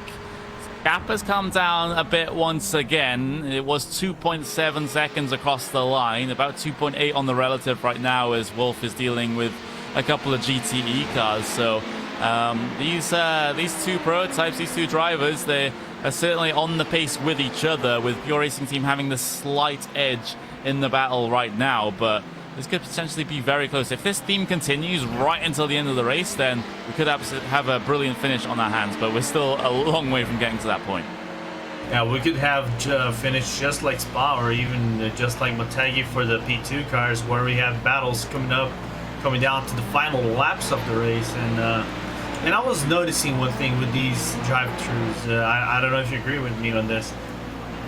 Like for AAA Esports, you just put the rubber in, changing tires. Getting those drive-thrus basically throws your whole strategy out of the garbage bin. Basically saying, we're gonna have to go back to ground zero and rebuild a new strategy. Don't you think?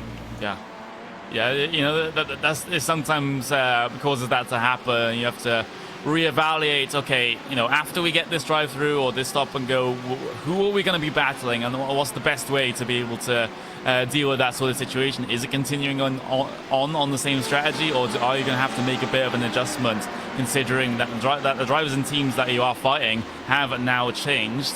So it's certainly a big one to think about if you are one of these teams that have gotten themselves a slowdown penalty. And now with the, I guess with the amount of drive-through penalties that have been served for pit exit infringements now, most of the teams and most of the drivers will now make sure that they're exiting the pit lane correctly. Yeah, they're gonna be double thinking whenever they're coming out of the pit lane, as we have Victor Stefani on the outside on the hairpin against the NAB Racing 66 car, nearly actually making a stick on the hairpin turn. Now coming into Fangio chicane, Victor Stefani is gonna have a second chance. Let's see if he's actually gonna down on the inside into Cunningham corner. He has the run, he's gonna dive in, yeah, side to side. The nap actually has a little bit of a wiggle, and the 51 just sticks it out for P9 in the LMP2 class. Chimera working their way through as well, and another LMP1 car that's deciding to join the party as well. That is the Leo Racing team, currently, well, last of the, well, not last of the runners in LMP1, but certainly a good couple of laps down on the race leader. They're 3 laps down, and still similarly trying to work with their way through the LMP2 traffic. Hasn't been the greatest of days for them, as they've fallen foul to early issues here. Carlo Labate, though, still behind the wheel as he works himself past the traffic, but you can see the I don't think this LMP2 battle is going to be going away anytime soon, especially now that Chimera are involved, and they've just come down into the pit lane to get their service done. So, you know, they're on the they've got to hit their fuel numbers, but the track position won't be too shabby either. Yeah, and talking about Chimera, nearly we jinxed them a little bit, because they were nearly got involved with the Chimera, the Glacier team BMW, just on the exit of Sunset Bend, nearly in a very similar collision that the PRT Pink and one of the cars, other cars that GTE had. But yeah, as you were saying, they've been very quiet on this race in terms of, you know, making battles happen and all kind of stuff, just stretching the fuel length they actually have, and still being, you know, relatively fast, so they can fight themselves for a top 5 battle if they keep going like this, because they have the pace to beat out every other team within the top 5 category, to be quite honest.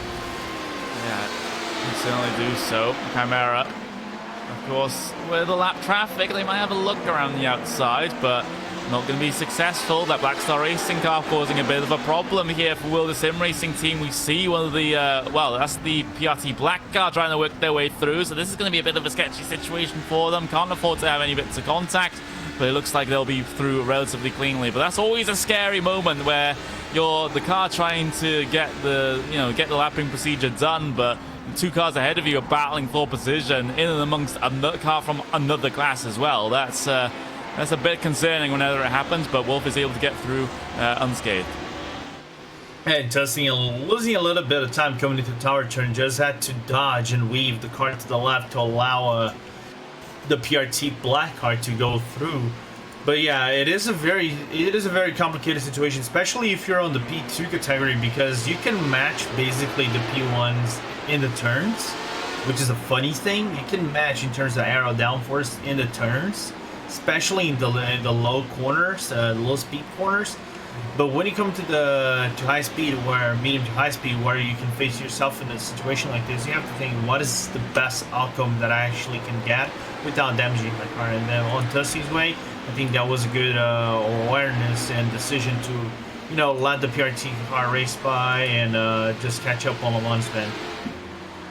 Yeah, Team Chimera, they haven't been able to keep with Will the Sim Racing team here, so we'll look away from it and instead to a battle just in getting inside the top 10 there. Simsa Esports GTE trying to hold on to this one versus Torque Freak Racing, and well, this is one that we haven't quite talked about, but it's been Torque Freak Racing just really sort of edging this gap in, and once again it'll be a battle between a Porsche and a Ferrari here in GTEs. So Dirk Van Tulden behind the wheel of Torque Freak, and we've got Barry Morrison in that Simsa Esports GTE car, just getting well out of the way of those prototypes heading their way through.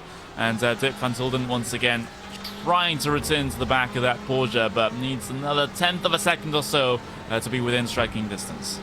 Right now the gap, as you said, is around 7/10 of a second. He closed down a little bit, 4/10, 3/10 coming into the turn, Cunningham corner. They go down to Collier curve, coming out into tower. He needs, if he actually comes, he needs to be within the Almond Straight around 4/10, maybe 3/10 of a second to be within range to go into Sunset Bend and make an overtake on the inside. Let's see if it happens up towards the sort of final sector of the lap then. Going through the right, the S's section here. Dirk Van Tulden going to be primed for the move. As long as he gets the run out of Le Mans corner, he actually has to brake on the apex there, so that's not going to be ideal for the Ferrari. You can sit in the slipstream all the way down towards Sunset Bend though, but a little bit of a mistake there from Van Tulden. Hasn't given him the run required. He might still be able to set up for it. Big deviation. Big There's a snap, though, for that Simsa car on the outside. That car not wanting to grip up. They're going to be side by side off the corner. They give each other a door shove on the way to the start-finish line. The Ferrari starting to edge itself ahead with the slight straight line speed advantage, but it's still going to be an outside line coming in towards turn 1. Up and under attempt. Morrison pushes it a bit wide into the dirt and comes across as well to block the line. Dirk Van Tulden can't find his way through just yet as that Porsche is trying to put up a desperate defense. Yeah, desperate defense from Morrison, and actually paid off. It could have gone really wrong because if you're coming out of the, if you're coming out of turn 1, right on the patch of sand, the one thing you really don't want is accelerate out of the sand, and then you you have that loss of grip and then possibly cause a contact. But luckily, on Van Tulden, he knew that he couldn't be able to stick it out and had to back off a little bit and fight for another day and another lap. Yeah, just living to fight another is probably the best turn that you can use there, as they door checked each other coming off the corner. Both able to keep control, of course, but yeah, that was a pretty exciting moment there, and potentially more on the cards as well if Dirk Van Tulden decides to go for a move again and Morrison decides to put up the firm defense like he did on that occasion. 4/10 of a second between these two cars. You can see in the lap deltas in the bottom right that between these two cars, but if Morrison can hold on and put up the defensive performance, then it might be a while before Van Tulden is able to work his way by. And once again, not at the best launch out of the Le Mans band coming into the Almond Straight. He's going to be around the 5/10 of a second when they come out. A current deep dive from the Van Tulden. Let's see if the Porsche actually snaps under the turn itself. No, it doesn't. So Barry Morrison now, just in this instance, staking out the exit and the mid-turn. And again, good launch on the Porsche to avoid getting lost, losing a position to the Ferrari right behind them.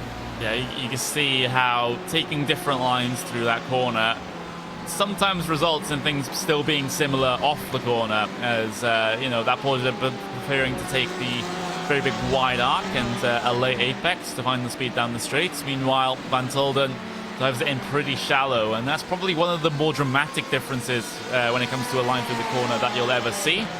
But it's one of those unique things about that particular section of racetrack. Van Tulden, though, still yet to have another big opportunity. But look how deep on the brakes into the hairpin he goes. Actually outbrakes himself slightly, pushes wide a little bit through the middle of the corner, but you can just see how desperate he is to make that move stick now. Yeah, I think he's losing a little bit of ground if you in terms of the other cars in the field, and I think Van Tulden doesn't want to lose that ground to the other cars. I think he's going a little bit on desperation, trying to make an overtake on the Simpson GTE car right ahead of him. So he just needs to be patient. He has the pace. He just needs to work out the lines properly. And now coming into Tower Bend, and they're going to Bishop. The thing is, again, if he gets within a very good spot, and there comes the Sordo Grand Esports 23 car, if he gets within a good spot, a good launch on the exit of the Le Mans band coming into Almond Straight, he's going to be in a good spot and hold the position down when he comes into Sunset and the exit of it. He hasn't quite got Le Mans corner down completely, because he's having to step on the brakes a little bit coming through to the middle of the corner so he slows down enough to try and take the track exit and prevent pushing wide. But once again, you can see huge deviation in terms of the racing line coming through there, but again, the Porsche has the speed off the corner as a result of going a little bit wider on entry. But I think if Van Zolden here can really sort out the exit, well, the middle and the exit of the Le Mans turn before the Ullman Straight, then he's going to have a lot better of a time trying to get past here and in this battle. Yeah, if he goes for a launch line like Morrison is doing, going a little bit to the outside, then going for late apex on the exit of Sunset, and try to maximize acceleration and speed of his Ferrari 488, maybe he can actually contend within turn 1 and work the draft. It isn't a long straight per se, but he actually, if he makes the right moves in the right places, he can actually go up a spot. In the meanwhile, actually, aside from that battle, at the same time, we have a battle for P4 within the GTE class where we have Blackstar, trying to hold on for thinness of threads against Vendaval as Victoria Lender. Now working on the outside of Bishop, coming into the turn, is going to have the advantage out of it, the cornering. Well, inside for Ferrari, not quite. Not able to get the overlap required. You have to remember, though, that Blackstar Racing, they do have a little bit of damage to that Porsche, to the rear end, to the rear right. You can just about see it with the onboard right now that we have of Vendaval. So you can see now just sitting in that slipstream, drawing himself ever closer. And here comes the move to the inside for Sunset Bend. Valtteri Alander down the inside for Vendaval, and he's been able to secure the position complete. And Blackstar Racing not quite able to gain anything off the corner there. That they're really starting to maybe struggle a little bit with the damage that they do have to that Porsche. Yeah, maybe, because I could see the car snapped a little bit on the exit of Sunset, and they had to lift off the throttle to avoid accelerating on the patch of grass that is on the exit of Sunset. So that's why every little bit of damage you can take, especially in the Porsche, I think is the most sensitive car in terms of damage compared to the all GTE cars. Even the slightest of damage on the Porsche can affect a whole lot of performance aerodynamically and also on the steering of the car. Yeah, could affect it as, Blackstar Racing, they're going to have to wait maybe until the next set of stops, maybe get that bit of damage fixed during a scheduled stop would probably be the best option for them. They're still going to lose a ton of time as a result, though, so we'll have to see exactly what they decide to do in that situation with the sort of bodywork damage to the rear end of the car that they have. We have... I think we've just maybe lost Leo Racing Team, I believe, because they are not showing on my timing screen. So I think that's a technical issue, actually, because they were removed from the universe down in towards turn 1 and haven't come back. So that's unfortunate for that number 47 team. Hopefully they come back with us, but if not, well, they're going to be one of the retirements in the LMP1s.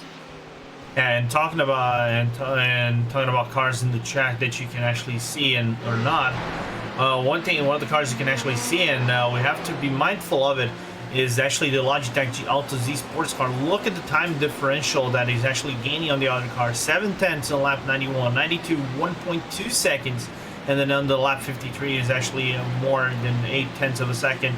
And he's catching up quick to both pure GT and Sim RC cars.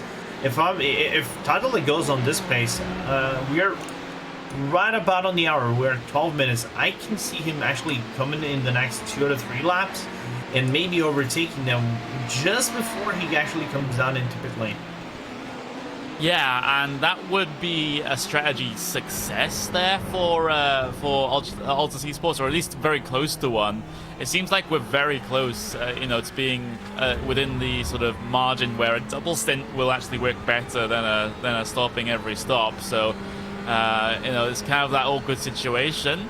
But Alta Esports, if they're able to return to P2, maybe even return to the race lead at the end of this stint, then that would be a job well done for them. But it's going to be the harder strategy, I would have to argue, because if you do take tires, you just have to be pulling off a lot of passing, especially if other cars do not take the rubber as well. So it's going to be a tough decision. We have a warning for the 51 car, which is Will the Sim Racing Team, which was unnecessary risk while lapping the 146 Simsa Esports GTE car. So they picked up a warning for that particular infringement. And well, the sim racing team, they do have to be a little careful here, because they picked up a drive-through penalty already as a result of cutting across the pit exit lines, and now they've got a warning for a bit of contact. So you do have to be careful when you're in the steward's office so often. Yeah, once you're already in the steward's list once, even if you actually got a cutting the double white line on the exit of the pit lane, you still have to be very mindful. Just one incident might cause you a whole lot of trouble. Luckily for them, they just got a warning out of it, and they can live another day in a fight and try to close down the gap to the other LMP2s in the field. But they're just not having the pace necessary to get into those other P2s. Igor Stefani struggling a little bit with his car, and again Tatila, if we are to come down to the differentials, once again nearly another 8-10 second down on his final lap. So now the gap just around 3.2 seconds for the Pure Racing GT and the Logitech Altus Esports team. Yeah, it's a bit of an awkward situation here for Ericsson. He's deciding to stick it out, and well, we're 10 minutes before he can come in again to make sure he's clear on the strategy. But yeah, he's running 158.1 on that last lap, which we know he's capable of a low 156 if we believe the start of the race, the times at the start of the race. So definitely not on the pace with that Porsche, and is risking dropping even further back here because Glacier Racing, they're currently about 3 seconds behind, and they are closing in here. So Black Star Racing, it's damage limitation for that Porsche at the moment. Yeah, it's damage limitation for that Porsche, and he has to mitigate the damage that it actually has. In the meanwhile, we have AAA Esports, like you mentioned, just on the back bumper of that Glacier M8, and once again, like I mentioned, the Ferrari has the advantage on the straights compared to the Porsche. Just Colzebon needs a good launch here on open straight, big wiggle for the Glacier. I don't see Matti Cipila actually holding that position against Colzebon's Ferrari 488. Well, the Ferrari down the inside of the BMW, and, well, he's able to gain the position, at least for the middle of Sunset Bend, but has he overcooked it? I believe he has, so Glacier Racing are able to fight back off the corner, so side by side they go, half a car length between the two of them across the start-finish line, but Ferrari just stretches its legs, able to get itself past Cippola. No chance coming down into turn one, as that AAA Esports Ferrari up +1. Yeah, +1 for the Ferrari. Luckily, that was by the thinnest of air margins that Colzebon could actually have hold on a little bit closer. It would have the side drive from Matti Cipila and actually could have contended within turn one, but Cipila just playing it safe and didn't go for a contention on turn one. As Paul actually brought it up, interestingly here, the gap between P1 and P2 is actually coming down to the wire bit by bit, so Lozenord just took away 1 second on his final lap, and now Court is getting himself locked up within P1 overtakes and overlaps. That is getting on the worst positions possible. Look at this tower, just lost another 3/10 of a second once again.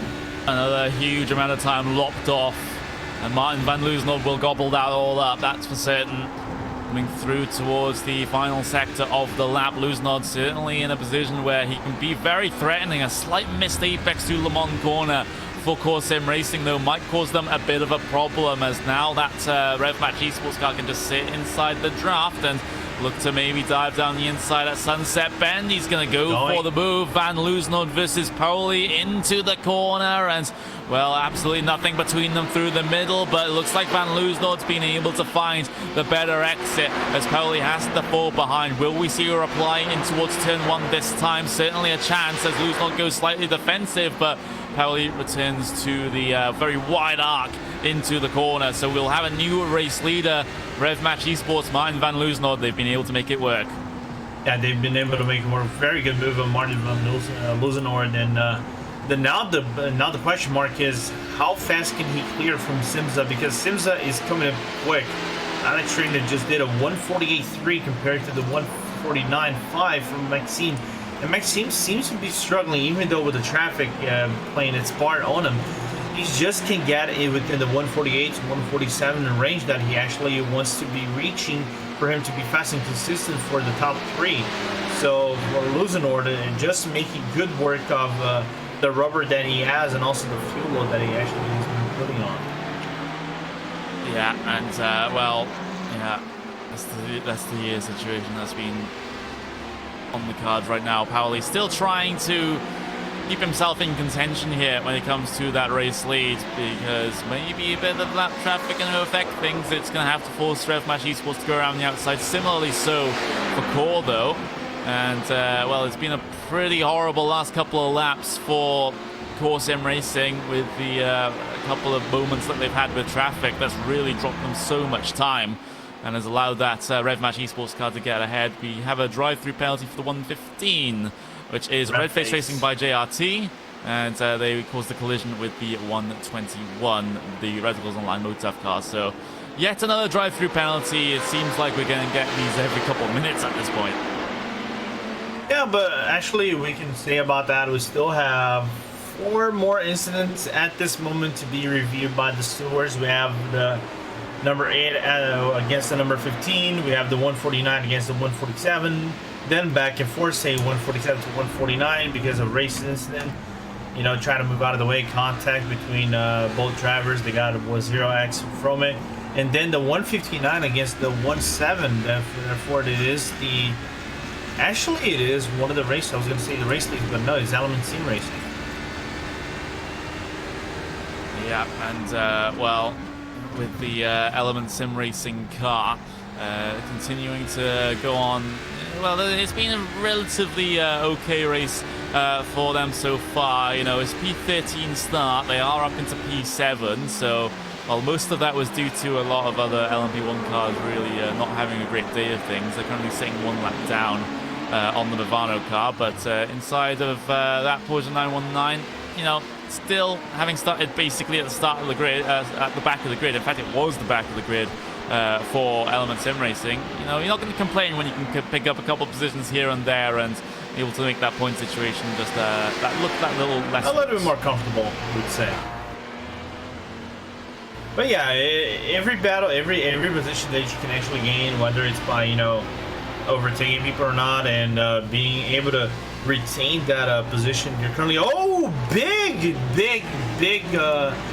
big wiggle and actually big spun for the number 87 of Artifact Racing on the hairpin, just outbraking himself heavily and yielding the position to Team Chimera or to Sim Racing. And now Team Chimera, because he had to actually back away from a possible crash, allowed the number 51 to come in right on their back bumper, on their back wing, if you will, and contend themselves for a PA and P9 battle within the P2 class. Yeah, one to keep an eye on as Team Chimera feeling the pressure from World Sim Racing Team. That battle closing up, as I said, as a result of the car spun. So we'll just have to see how this one works out here. But, you know, with what we're going to see, there's around about 6 hours of this race remaining. So we're GTE pit stops are imminent here, Lorenzo. So we'll get our sort of our perspective set in terms of who's actually going to take the double stints or who's going to take tires this time around, because you know that was a big thing coming through the first set of stops, with Altus Esports being the only ones, or one of the only ones, to take tires. And right now, it's I would say they've been able to get past Pure Racing Team GT on the last couple of moments, yes, but they were leading, they were getting towards that race lead, well, in the lead of the race when they actually made that decision, and they haven't been able to re-inherit that. Simasi has done pretty well on the older tires, 4 seconds ahead, so I think right now the double stints are marginally faster. Yeah, the old tires being marginally faster, you know, if I have to guess around. In the meanwhile, we have the leads in pits right now, so May J. Farrow just coming out of the pits. Quick pit stop for them, just putting feel for what it looks like for the number 20. And also we had another one from Element Sim Race. No, it wasn't actually Element, it was Race Sludge 15 coming out of the pits right now, also putting fuel on their car. Yeah, they are. But Connery, real quick, you were talking about double staining tires, right? Yeah. I don't think they should be double staining because the track is still at a high degree level. It's a high degree relatively, even though it's overcast. It actually, instead of 32, which I was mentioning nearly an hour ago, it is now 33. So you raise 1 degree Celsius, but still, it isn't a margin that you really want to work yourself up. You know, double staining tires. If you were at 76 Fahrenheit, which is around 25, 26 degrees Celsius, then you could say, all right, now we can actually double stint tires because they're not going to build up too much heat, and the rubber itself is not going to be too much spent by the end of our stint, as the GT should be coming down to the road at a 10 the hour as we are approaching by minute. Yeah, 50 seconds away from being able to do so. Or, well, I mean, there's a bit of a margin to play with there, so it's not exactly, oh, you can't come down in unless the hour ticks over. No, it's it just so happens to be around about the same time as these cars decide to come down in GTEs, at least for those that are taking the strategy of pitting on the hour every hour. Of course, there's some that are deciding to drain the fuel tank dry instead and then take that splash and dash right at the very end of the race, and we'll see those strategies come to a head in around about 6 hours time. But of course, we also have a couple of I just saw LMP2s just have a little. Oh! Major contact between Ironix 5 and also the Inertia Sim Racing team. Major contact, and Gregory Tenson just getting caught in the worst end of it. And now they are stuck in the tire barrier. They can't get out. Yeah, they are. Oh, that's an unfortunate one. God. Side by side off of turn 1, and well, it's a bit of a squeeze coming off there. It does tighten up, but right now, I don't think you can really blame any car for that one, as Wittgen tried to maintain his line, and the Bila Racing car, there was a little bit of distance between them, so not sure about that one. That's a bit unfortunate, but especially for Tansen, who proceeds to get himself stuck inside the tire barrier and actually has to take the tow back to pit lane. Yeah, I have to take back to pit lane. And looking at the replay over here, from my perspective, of course, you have to leave up to the stewards. But on my perspective, he has a little bit of netcode between both drivers. But hey, that's on my perspective. That is commentators in Brazil perspective. Yeah, so Euronics, Bila Euronics, excuse me, with the 147 car. That car is going to spend quite a while on pit lane and may not even come out with the amount of rear end damage to that car. But as you can see now, we've got ourselves a good amount of GTE pit stops as SimRC. They've come down in from the race lead, and looks like they are going to be taking tires here, which is understandable considering they had the double stint on the last one. We also have reports that Artifact, well, at least we can see right now that Artifact do not have a front clip on that LMP2 car. So that's, yeah, that's a bit awkward. They bring it down in. Hopefully they can get a new one on. But, yeah, that's a bit of a thing. Yeah, they had probably this incident right before the tower turn. No, I'm just trying to get back. No, it actually was on turn 3. And it was all by themselves from what it looks like. Arjuna Kankipati just, you know, losing the grip of the car and hitting the tire barrier full front. Yeah, it's, that car just didn't seem to want to turn into the corner. And, well, it was exacerbated by a bit of a slide over the curb through what was going to be turn 2, turn 3 there. But, yeah, just noses that car into the barrier. And all of a sudden, the LMP2 car does not have a front clip anymore. Meanwhile, we're waiting for Altus Esports to head their way down on towards the pit lane to the angle in this time around. That is a big old yes. Kill the first code on entry. Make sure you get that car slowed down, as there's a bit of a puff of tyre smoke there, but I think they're able to get comfortably down to the pit lane speed limit. And, well, they're going to angle in, and, of course, now at this stage, are we going to see, again, a split in terms of strategy here? Actually, we're going to see a driver change come through for Altus Esports. That also signifies that they're probably going to take tyres as well. So Yannick Lapchan now going to get into that Altus Esports car. Everyone else looks like they are... T Black coming out of the pits. Patrick Wolf still in the car. Yep, and they are just going to get that done. And we're just going to wait and until we see those cars go up and down on the jacks, of course, because most of these cars are going to end up taking tires because they took the double stint, and that is the case for Pure Racing Team GT. So they're getting the rubber changed here. There's a lot of damaged cars on pit lane as well, so that's going to be a bit of a thing. But now we see, of course, Simsa Esports in. We also talk Racing Gradion also inside of the pit lane as well. So it's going to be a while before these pit stops all cycle themselves through, because most of them, or in fact all of them, are taking tires. Yeah, all cars taking tires, and I'll be quite honest, it is predictable they would take those tires because they cannot double stand and get the same performance on double standing on a track that is actually 32. It's back to 32 Celsius, but it's still a temperature that you really don't want to double stint tires. As Leption just coming out, scaring a little bit. I think that's the Impulse P2 car. Yeah, it might just be as the GT pit stops coming towards their close, at least for this little group that's on the pit lane right now. You can see Altus Esports out there, and well, they're currently running in. It's going to be P number 5 right now, but that's mostly because AAA Esports, Black Star Racing, and UI1 Positive Sim Racing haven't decided to visit the pit lane just yet. So we just have to wait a couple moments before they decide to dive their way in and get their service done. But even with that, SimRC will still end up leading this race. It was the same gap between them and Altus Esports as it was coming onto the pit lane, standing at around about 3 seconds. But this time around, they're on equal tires, so it might be a bit tougher for Altus Esports to try and close that gap. Yeah, it will be really tough, Altus, unless Yannick Lapchen has a Thomas Tatela-like rhythm to actually close down the gap there, whereas now AAA Esports having a driver swap where Cosbon is actually leaving the car for Alexander Walters coming into the Ferrari 488, and they should be coming out and we have a crash somewhere. I just heard a crash sound. We'll just have to see exactly what has happened there. Of course, we can't exactly get a replay of it, whatever it is, due to the issues that we have been having. But still, in this race, GTE pit stops. Now the final group decides to head their way in. AAA Esports, Black Star Racing, UI1 Positive Sim Racing all decide to come in on this lap. That means that SimRC can re-inherit the race lead in GTEs, and Altus Esports second place, Pure Racing Team GT in third.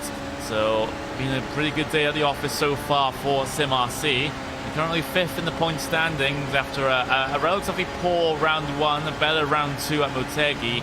They were able to score 13 points, but a race win in the bag here will certainly help them, especially with how close Bieler and Vendeval are in terms of the point standings. It could well propel them up near into the, near enough the top 3.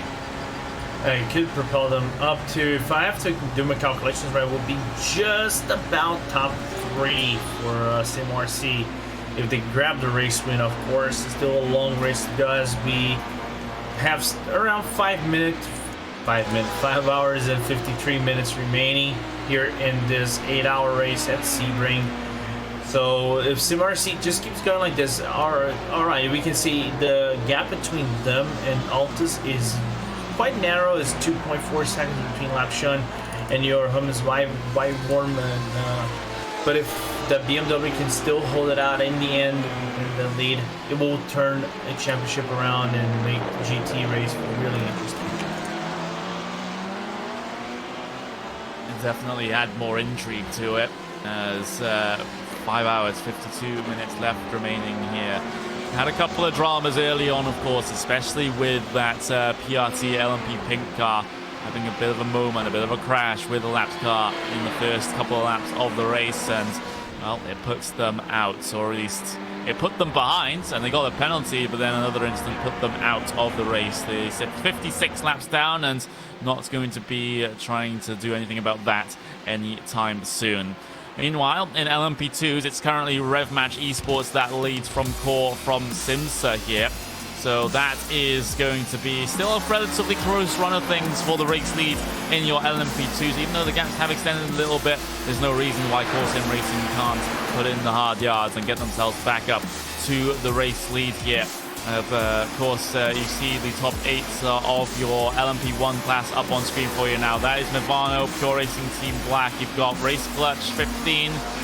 You've got yourself Movano number 21 as well in P4. Impulse Racing P5, Positive Sim Racing P6, Element Sim Racing P7, and Satellite Racing in P8 here today in the fastest class of this particular series.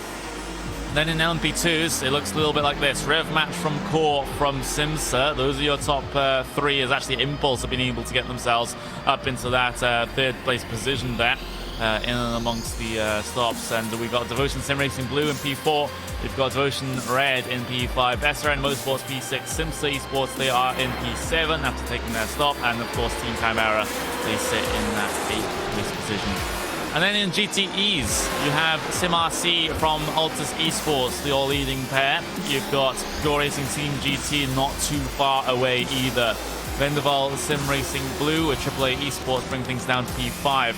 You've got P6 going the way of Black Star Racing. P7 Glacier Racing and Uber Racing Esports GTE will round out the top 8. And Lorenzo, since we're over the arrow mark again, it's time for Racesport TV Fan Immersion. It's your pick. Yeah, let's go with the number 8 then, as we have the battle for the lead of the race itself, as we have the Pure Racing Team LMP Black with Patrick Lowe driving it for a race pot and immersion.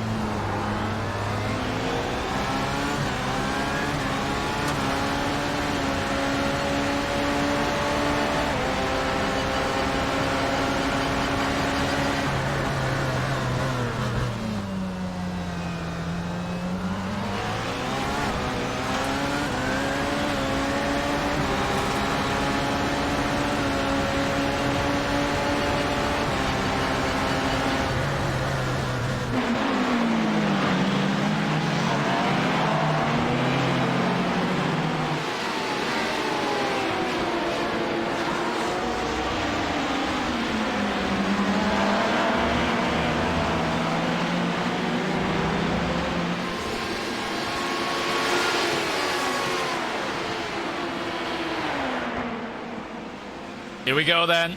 Patrick Wolf, he's in prime position to try and wrestle this race lead back, but look at the traffic coming through Le Mans corner. It's going to be so awkward. They're going to have to make it 3 wide down the Ullman Straight as the race leaders try to settle their differences in and amongst the other cars. And now, well, that was one opportunity going the way of Pure Racing Team Black. They've done such a good job in terms of closing the gap, but they've overrun the corner just a little bit coming up through a sunset bend. But here comes the ERS booster deployment, but it's responded to by Movano. They get themselves back to the double racing line, taking the wide arc into the corner. They have to avoid the GT car. This is the opportunity. Patrick Wolf is through to the race lead. Matt Farrow, he had to avoid the GT car. He had to go the long way around, but just that little snap from the LMP1 car out into the grass he goes, has to rejoin behind Pure.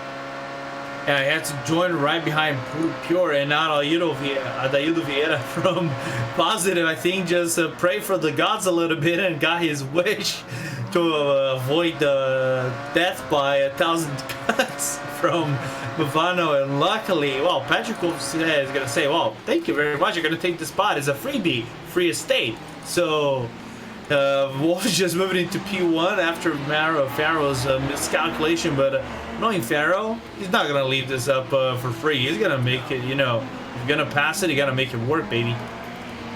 Yeah, you do, but it seems like Pure, at least over this phase of the race, seemingly have gotten the better of Movano, but Movano will keep themselves very, very close going through the final sector and into the Le Mans once again. No traffic this time around to be concerned about, but Farrow now, look at the deployment. He's going to draw himself all the way to the back of Pure, and here comes the battle for the race lead once again.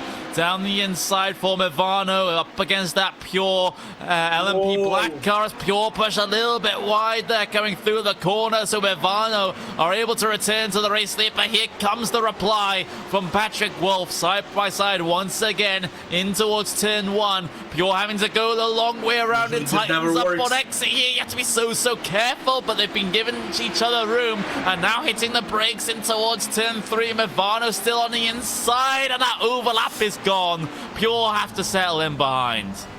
Yeah, and Patrick Wolf, wow, what a duel between both drivers, and Wolf again deploying the hybrid system. He's not going to go for a dive on the airpin, will he? Oh, he just makes a little bit of a scare attempt. Farrow didn't flinch, but wow, what a battle here at 6 hours. And we're not even at the final hour of the race. We are not even to half hour into this race. Yeah, but we're getting the battles here. There's yet more traffic to be concerned about. It's a constant problem now at this stage of the race. Movano, oh, look at that. That's ballsy as hell. And he's just able to squeak his way through the PRT car on this occasion being the more passive one when it comes to the traffic. Movano, that could have so easily been a race-ending incident there if any of those bits of lap traffic did anything different from what they just did. You know, they had such a thin margin, a car's width of space, but somehow they're able to slip their way through. But if they had an incident there, that's going to be on them all day long. Yeah, this is going to be on them all day long for, you know, stubbornness. You know, sometimes being stubborn works, but stubborn like this is not going to play out well whenever you're in a side-to-side battle. You're trying to fight for a gap that actually doesn't exist. You know, there is sometimes that there are the Senna heroes. I'm a Senna fan, of course, being Brazilian, but sometimes there is the Senna quote that doesn't apply. It doesn't apply for all instances of racing, you know. You have to be mindful of every single gap that you fight for. Warning come through for the 17, making contact while lapping the 159 car, Inertia Sim Racing Marble. So the 17 was Element Sim Racing. They've got themselves the morning, but here comes the move once again here for the race lead. Pure Racing Team, they're not down and out, and they want to find their way back by around the outside of the hairpin. Not quite going to work. Don't quite have the overlap to work with in that situation. These guys have about 11-10 seconds over third place, so they can afford to have a bit of a duel here. Another opportunity for Wolf into the right-hander. Very defensive there from Matt Farrow, trying to keep hold of that race lead. But this one is just gonna continue. You can see Wolf just like trying to center a line that'll give him the benefit, give him the advantage through these corners, and A little bit of a difference in the ERS deployment once again on the way through the final sector of the lap. Here comes Pure Racing Team once again around the outside of the first part of the S's, but still not able to secure position through Le Mans corner now. They'll get maybe another look into Sunset Bend here if they have the ERS deployment to use. They both deploy at basically the exact same time coming down the Ullman Straight, but it's going to have to maybe be a battle into turn 1 once again between these two cars. Wolf brings it in deep once again and now tries to find the traction, the exit of the corner, but it looks like Movano have been able to keep them at bay for now. A little bit of a close-up there as Pure Racing Team in towards the braking zone for turn 1, and again a slightly different line from both teams coming into there. That was Wolf taking a slightly earlier apex than Varro, but they're still relatively equal off the corner. Yeah, because turn 1, either you commit yourself early, you need to hold that mid apex that you're committed on. But the exit is basically the same unless you have the godly launch of the P1s to actually close down and fight on turn number 2 and 3. But unfortunately, Wolf just didn't have that gap. But Wolf is not letting by. You know, he, like I mentioned time and time before, he loves that hybrid system. He's going to use it time and time again. And if I was Wolf, I would try to save the smallest of the smallest of hybrid system. Don't save it for the first front straight. Just go full send on the back straight and deploy everything that you have on the back straight into Sunset. The situation gets more complicated though because train of GT cars. That's the top 3 in the GTs. Yeah, it's going to be sketchy as they work their way through. That one's been developing, but here comes the tie for Patrick Wolf almost. Has to return back to the normal racing line through these corners though. Bit of an error though for Varro coming through Le Mans corner, but he's able to gather that one up quite competently. But yeah, you're right, that's Sim RC, that's Altus, that is Pure Racing Team GT. That's a 3-car train for the race lead in GTEs as well. So multiple places to look at here to see race leading battles. And right now, I'm actually going to look a little bit at that top 3 of Smart. If you have permission, the top 3 battle. So far, different lines where my alarm actually goes off here on my back. And Johnny Vecchio is going to try to make a move on the inside on turn 1. Let's see, he's going to have that run. He actually dives a little bit deep. Side to side into turn 1, sticks out of that inside lane into turn 1, going into turn 2. He's not going to have the overlap, but he's still going to commit anyway. That can cause him contact. Ooh, that is close, but still nice move from Lapshon holding out outside line. Didn't nearly have a wheel-to-wheel door-to-door contact, but Lapshon still holding out his wrist. Let just go by.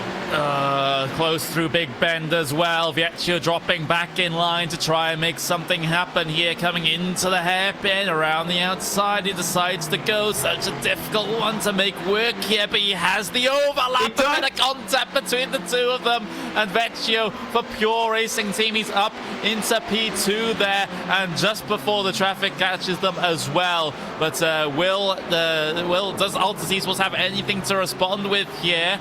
It looks like they've drawn themselves close once again. I'm keeping a close eye on that battle for LMP1 race lead, of course, because that's been giving us a lot of fun. But now it's the GTE's turn to shine.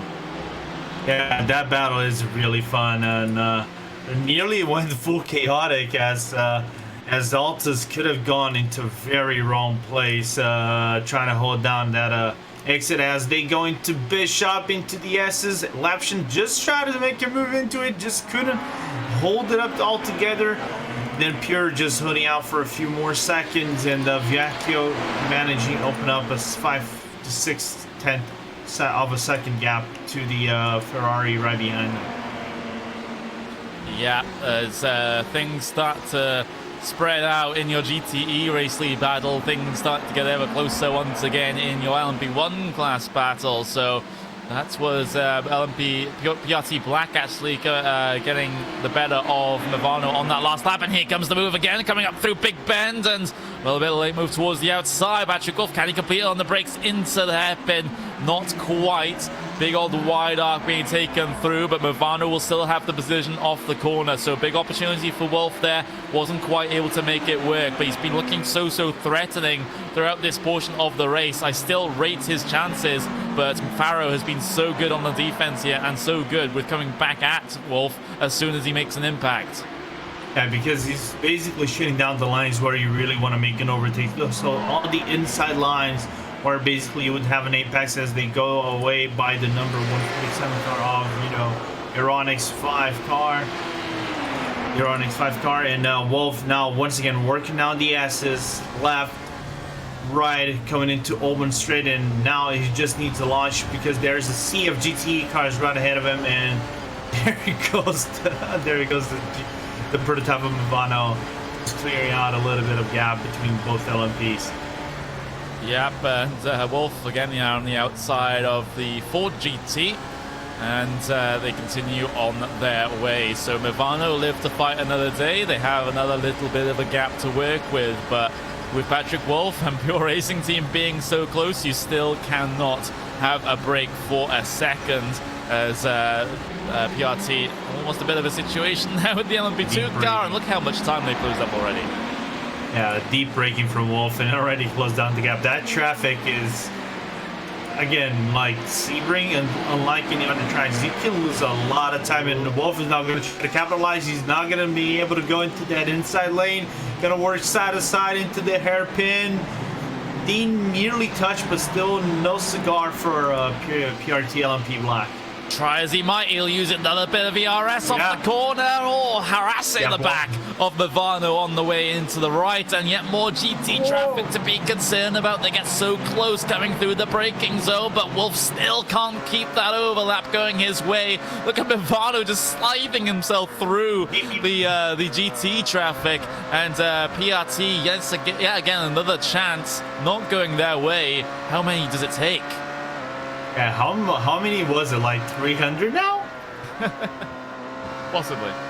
Yeah, so there he goes. Patrick Wolf on the back straight into Omen, just trying to launch himself. But then again, Matt J. Farr just deploying that hybrid and just clearing himself a little bit of momentum coming into Sunset Bend, setting himself for another lap. As there is one more car, I think that's the pure. Yeah. That's the positive.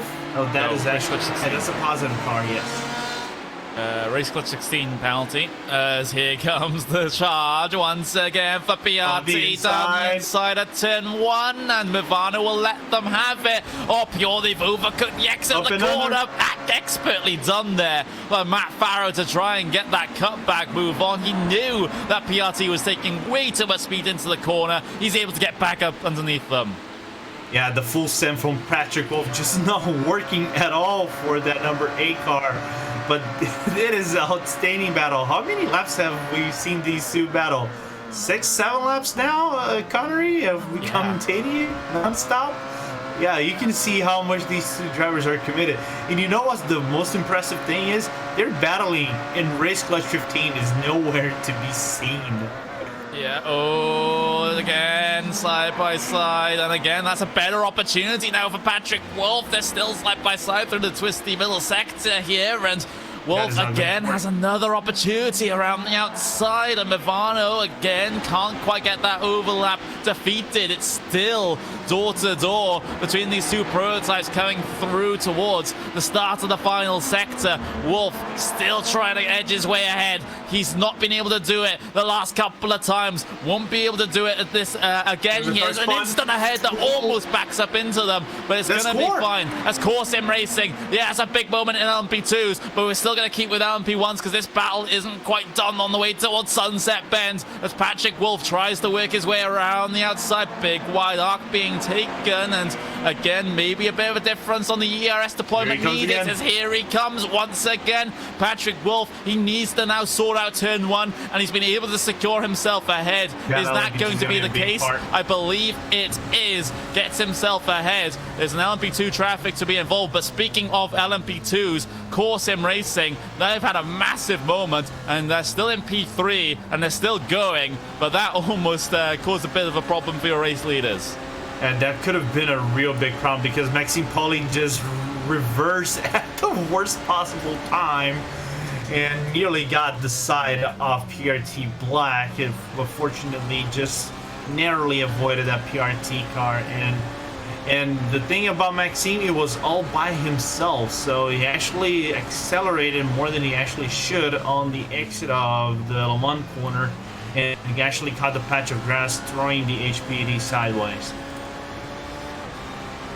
Yeah, and well, hardcore sim racing. They're going to be hurting. As meanwhile in GTE now the action starts in there as well, because Pure Racing team, they've been able to squeak their way by through to the race leader GTE. So all of a sudden everything has come to a head here in seemingly all three classes. Battle for the race lead in LMP1s, battle for the race lead in GTEs, and of course a big moment in LMP2s as well. But Pure Racing team now, they get themselves ahead in GTEs. They need to do the same in LMP1s with Patrick Wolf now. Yeah, because Johannes Myvorm just might use that LMP2 that just got blocked the PRT car a little bit into turn 3 and 4, and but are more LMP2 cars to make work of the traffic, and Johannes will have to back down a little bit if he actually wants to fight. But there's a gap on the inside. He tried to take it but doesn't do it. Near contact between Moistenfeld and the PRT Racing GT, but no contact, just a little bit of a scare door-to-door between the both cars. Yeah, so PRT still ahead, championship leader in GTEs, leader of the 8 hours of Sebring right now, but things do still seem rather close between them, SimRC, of course Altus Esports on the outside looking in as well here, as they had some pretty good early pace, so still very much yet to be decided here in the top 3 of your GTE class. Meanwhile, bit of an update, LMP1s, PRT, LMP Black, of course, they've been able to get themselves ahead now, so that happened a little while ago. Now 0.3 of a second here. Matt Farrow able to well, keep hold of Pure Racing team right now, but you know, with the clean air pace that PRT were able to pull off, now they've been disposed of Farrow. Now they can look to try and set their own lap times without having to try and, you know, try different lines trying to find speed over Movano. They've got them done right now, but you know, they need that little bit of a buffer still. 1 second. Still a chance for Movano to come back, but you know, the longer that this goes now, the more Pure Racing team are going to be able to edge this out. Yeah, and you can see Movano just blinking the cars, the car of his LMP1 to Patrick Wolf, just giving that little bit of pressure, saying, hey, I'm still here, just pulling a Cristiano Ronaldo, saying, I'm still over here, my friend. I'm not going anywhere. I'm still going to apply that pressure. Don't run away from me. So now, right now, I think Patrick will just need to find himself a really good rhythm to try to clear himself as quickly as possible from the Movano number 20 car. Because of the GT battle, I don't think that the GT of Pure Racing Team of Vecchio is going to be able to clear that BMW anytime soon. Yeah, SimRC still able to be there and thereabouts. Johannes Myworm behind the wheel of the SimRC car right now, with Gianni Vecchio in that Pure Racing Team Ferrari that now leads the class. But is it going to be a convincing lead, or is SimRC going to challenge them all the way? That is the big question. PRT, though, they've had a pretty good lap so far as they start to try and eke that gap up. It's now up to about 2/3 of a second as they head their way through the start of the final sector. So PRT sort of returning to form here. Of course, they had, you know, over the first 2 races this season, it's been a very comfortable race where they haven't really been challenged all that much. This time around, though, things get a little bit more complicated for them, but now they are where they are used to being at the front of the class. Yeah, they now found themselves in front of the class, and I think for PRT right now, that's everything they want to have right now. And again, clear the traffic as quickly as they can possibly can, so they can have a little bit of room to breathe. And if they can retain this lead for as long as they can possibly do, who knows, at the end of the race, that will be, if I'm not mistaken, let me just grab it over here, 5 points to them in the gap to Logitech. Not the gap to Logitech actually increases by 5 more points. Warning to the 116, Zenith Esports causing a collision with the 159, that's Inertia Marble. The latter, resulting in the latter being forced off the track and losing the position. 116, Zenith Esports gives up their game position to the 159 before the end of the lap. So no penalty will be assigned, it's just the warning. So that's good to see. Of course, better to give the position back there if that incident was particularly egregious, rather than having to lose more time in terms of a drive-through or stop and go. Yeah, 116 once again playing a little bit of fire, but if I'm not mistaken, just taking a quick look at the 116 is Zenith, and Zenith, you know, they're on the mid pack, so it's not something that they shouldn't be concerned themselves a little bit, but you never know. If you're trying to fight for 10 battles and trying to get the maximum amount of points that you can possibly do right now, you should be very mindful of the drive-thrus or possible incidents you can get. In the meanwhile, we have was actually brought up by Johnny Hagner, a battle between Glacier and Blackstar, even though the gap between both teams is actually a little bit far away. It's around 1.2, but still is a reaching battle nevertheless. It is. So things really being very exciting over the last 15-20 minutes or so. It's been absolutely great to see. Pure Racing Team GT gapping SimRC for the race lead, though that gap is up to 1.3 seconds, so they're starting to run away now. But of course, you know, you have the battle that someone did mention, Glacier Racing and Blackstar Racing. They're relatively close on circuit as well, but Glacier Racing has been able to gap their fellow countrymen just a little bit. Of course, Glacier and Blackstar Racing primarily Finnish teams with Finnish drivers, so it's a battle for pride going on here. But this time around, Glacier Racing out on top. And I remember back to when I said that I believe that the Blackstar Racing team is now the sort of more of the #1 team in Finland rather than Glacier Racing, and apparently some of the Glacier Racing guys weren't too happy about that. But now they're starting to prove me wrong, at least in this race. Yeah, in this race, I think they're proving themselves why they are still probably one of the top teams, if not the long-reigning top team in Finland themselves. So, of course, we have the other top Finns and other teams like Thomas Tatala, which is on Logitech, Altus G Sports. He was part of Blackstar, though. Yeah, which was part of the one of those teams, by the way, a long time ago. But nevertheless, it is still one of the greatest countries to find, you know, fast and very consistent drivers. Yeah, you know, any sim racing event, you'll find at least one or two very quick Finns. Of course, it's basically part of the culture there, the whole motorsports thing is. Right now, we have a battle for P12 in GTEs. So that is going to be Talk Freak Racing Radion involved in this one, and it's going to be with Inertia Sim Racing Corsac. So speaking of more Finnish teams, it's Inertia Sim Racing, which have always made an impact as well. So they're going to get themselves involved in a battle with Talk Freak Racing here in just a couple of moments. And well, it's Ferrari versus Ferrari. There's a little bit of damage there to that Inertia car, though. Yeah. I think I was gonna say that could have been the damage against the Biela car, but no, I forgot that the damage on the Biela car is actually on the front end of one of the Inertia cars, and I think that's the Marble car. Yeah, it is on the Marble car instead of the Corsac car, and Inertia trying to make work of his damage of Beta, still nimble and a capable car to try to make an overtake on the 1A1 of Talk Freak Radion. Yeah, there are currently no investigations pending from the stewards, and that's going to be the first time that has happened throughout this race. So the stewards can have a little bit of a break now. Although saying that, there's probably going to be in about a minute or so's time, there's going to be a big crash, which we'll have to sort out. So thank me for that one later. But right now, it's going to be quiet in the steward's office for the first time. But Movano, they're certainly not quiet for them, at least in their 21 car, as they're currently rolling around in P4, as they'll be able to get past the middle of that traffic here. That's RevMatch Esports. That is your race leader in your LMP2 class that they've just managed to work their way through on. And, you know, having a look at the sort of pit stop situation for LMP1s right now, we have had Movano 20 come down towards the lane. That was just a lap ago.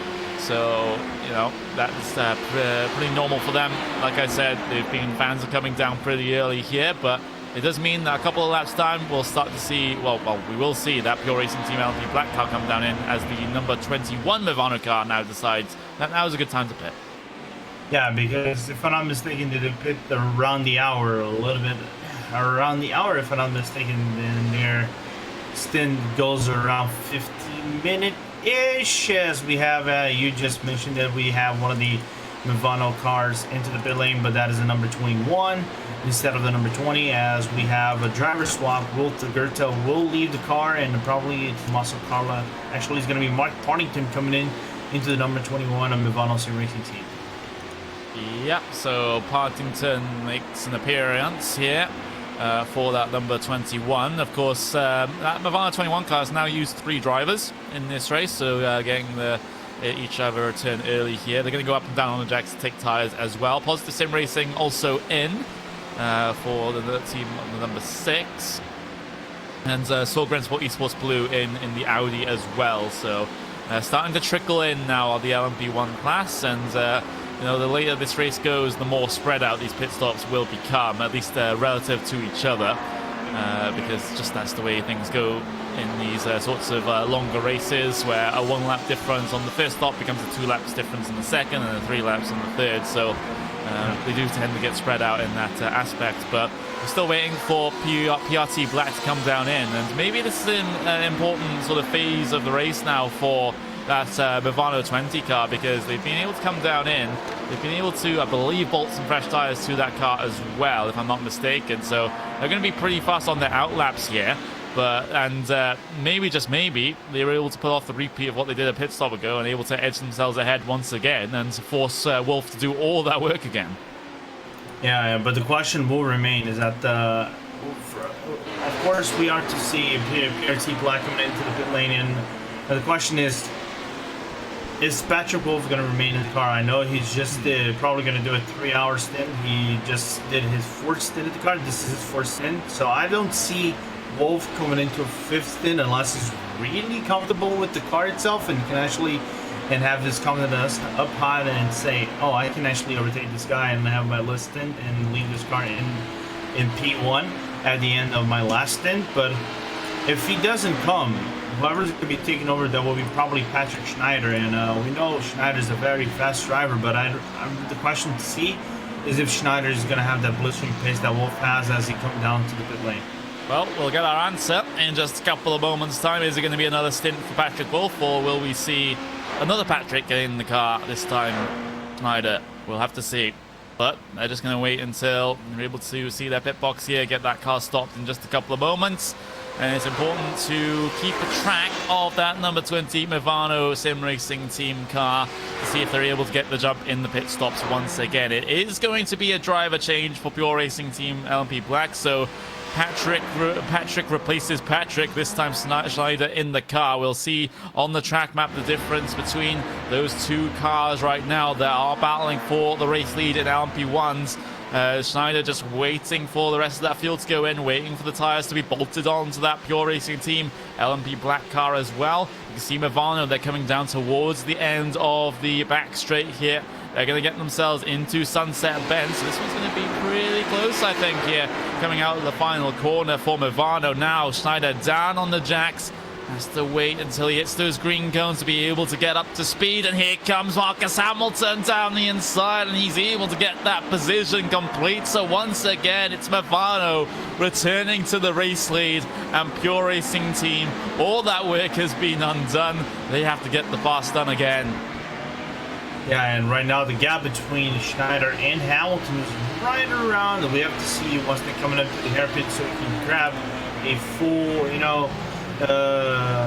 perspective of it. But right now it's 2.7 between Hamilton and Schneider.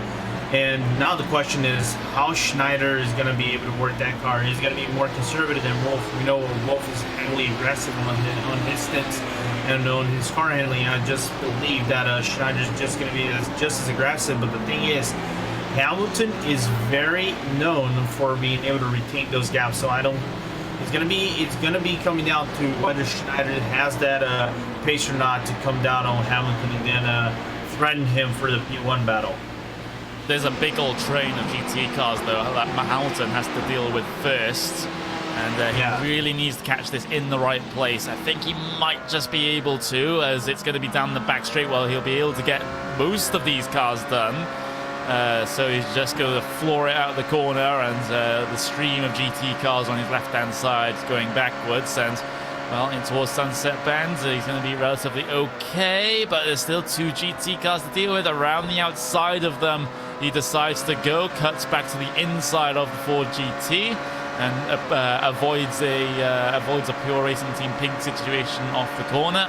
And again, he's able to lead by 1.3 seconds across the start-finish line. So a bit of time lost there for Movano as Schneider, gains the time as a result of the lap traffic getting in the way of Hamilton. But this is a big ask now for Schneider to keep hold of, or at least keep Hamilton in sight. I think for Schneider, that is an outstanding situation he got himself faced in. Is grabbing the traffic at the best pass possible, and Hamilton just getting heavily damaged gap-wise to the traffic, GDE traffic that he had to face in the previous lap. As I mentioned, the gap when they came into the hairpin was 2.7, and right now it's 1.3, 1.7 again. All right, they have raised up a little bit to 1.7. So in the margins, it is right around a second loss to the Movano, and this is something that they really don't want to lose early in their stint. They really don't want to have a bad start to the stint at all. But 1.8 seconds between P1 and P2 at the moment, so we'll definitely keep a track on that one as that goes through. But right now, having a look at some of the other classes, I'm curious to see how PRT have done in GTEs. It looks like they've extended that gap even further. It's up to 3.2 seconds now over SimRC, so MyWorm can't really keep up with the pace of Vecchio here. Vecchio, of course, has been pretty much the star driver in that PRT GTE car over the course of this season, so it's not entirely surprising that he's been able to get that gap so quickly. He just is doing exactly what he needs to do. Vecchio has been really surprising on this season for PRT and that Ferrari himself. We know that Vecchio is a very accomplished driver on his own right, as we have the battle for P11 as Ronnie Nunes just dives down on the inside of Adairo Vieira coming into turn 1. Nunes just sticking out on that inside for turn number 1, nearly strapping over the wall. Adairo is not going to have the gap or the pace of that for GT to catch the position back from Ronnie. So P11 for Ronnie Nunes. Yeah, Zenith Esports also getting themselves involved as Francisco Asensio is behind the wheel of the Zenith Esports car. And we also have Inertia Marble. We have Redface Racing also involved in this one as well, as they look to go around the outside. They have to be so careful with the back of that LMP2 car, as they almost run into the back of the prototype there. There's all 6 of these cars all very close together, and sometimes that can be the recipe for some sketchy situations, especially when it comes to prototypes also being involved in this. So that one's going to be pretty close coming through the right-hander, but that's Artifact Racing trying to get themselves through on these cars. But yeah, exactly, it's Zenith Esports, Inertia Corsac, Positive Sim Racing in that Ford GT as well, right at the front of the this particular gaggle of cars. We're on board with Inertia Corsac though, as they'll have to try and make way for the LMP2 down the inside. But the thing is, there's going to be capitalized on as Zenith Esports almost squeezed their way through. So the 2 Ferraris deciding to scrap as well, as they're both trying to chase down the Ford GT of Vieira there in that Positive Sim Racing car. As Vieira's very slow coming out of the Le Mans corner. Is that a slowdown penalty for the 103? That is the big question. And again, they're going to get harassed from the back by Inertia Marble as well, as that 103 car lost a lot of time there coming up through that final sort of sector. Just having a look to see if there's any track limit violations coming through here. Yeah, they cut Le Mans corner just a little bit. That might have just been enough to be able to hand themselves that slowdown penalty. But oh my word, look at this coming down in towards turn number 1. Redface Racing in and amongst this with Inertia Marble. They are actually a lap down on the rest of these guys, but they're fighting like it's for actual position. Yeah, they're fighting for. It is a really awkward situation to find themselves in. As you just said, Vieira actually cut Le Mans corner, got a 1.5 seconds. Usually when you cut the corner is 1.5 seconds. We have Redface going on the inside on the hairpin, just sticks it in. the 103 just can't hold off the pressure from the ref face. But then again, ref face is not even fighting for position. He's just grabbing his lap back for everybody else in the field. Therefore, I think the battle he actually has to be concerned with is Matthias Wittkainen right behind him. And but Wittkainen is not having the pace necessary to close down on that 4 GT right ahead of him. Yeah, so Red Face, trying to run their own race. They're trying to pick their way through on the cars a laps ahead of them and trying to not affect their battles too much. As Positive Sim Racing, what's happened to them? They've lost a load of time once again on the way coming through the final sort of couple of corners of the lap here. What has happened there? Because they basically had to brake on the straight, and I'm not seeing any sort of places where they could have gotten the slowdown penalty here. So again, it's just an awkward sequence from them. You see LMP2 pit stops underway though, Lorenzo. Yeah, right now we have Core and we have Rev Match. Actually, a Rev Match in the pits. Quinn Klopman taking in from Martin and Van Lozenor. And Simsa is actually going to leave Alex Trainer in the car.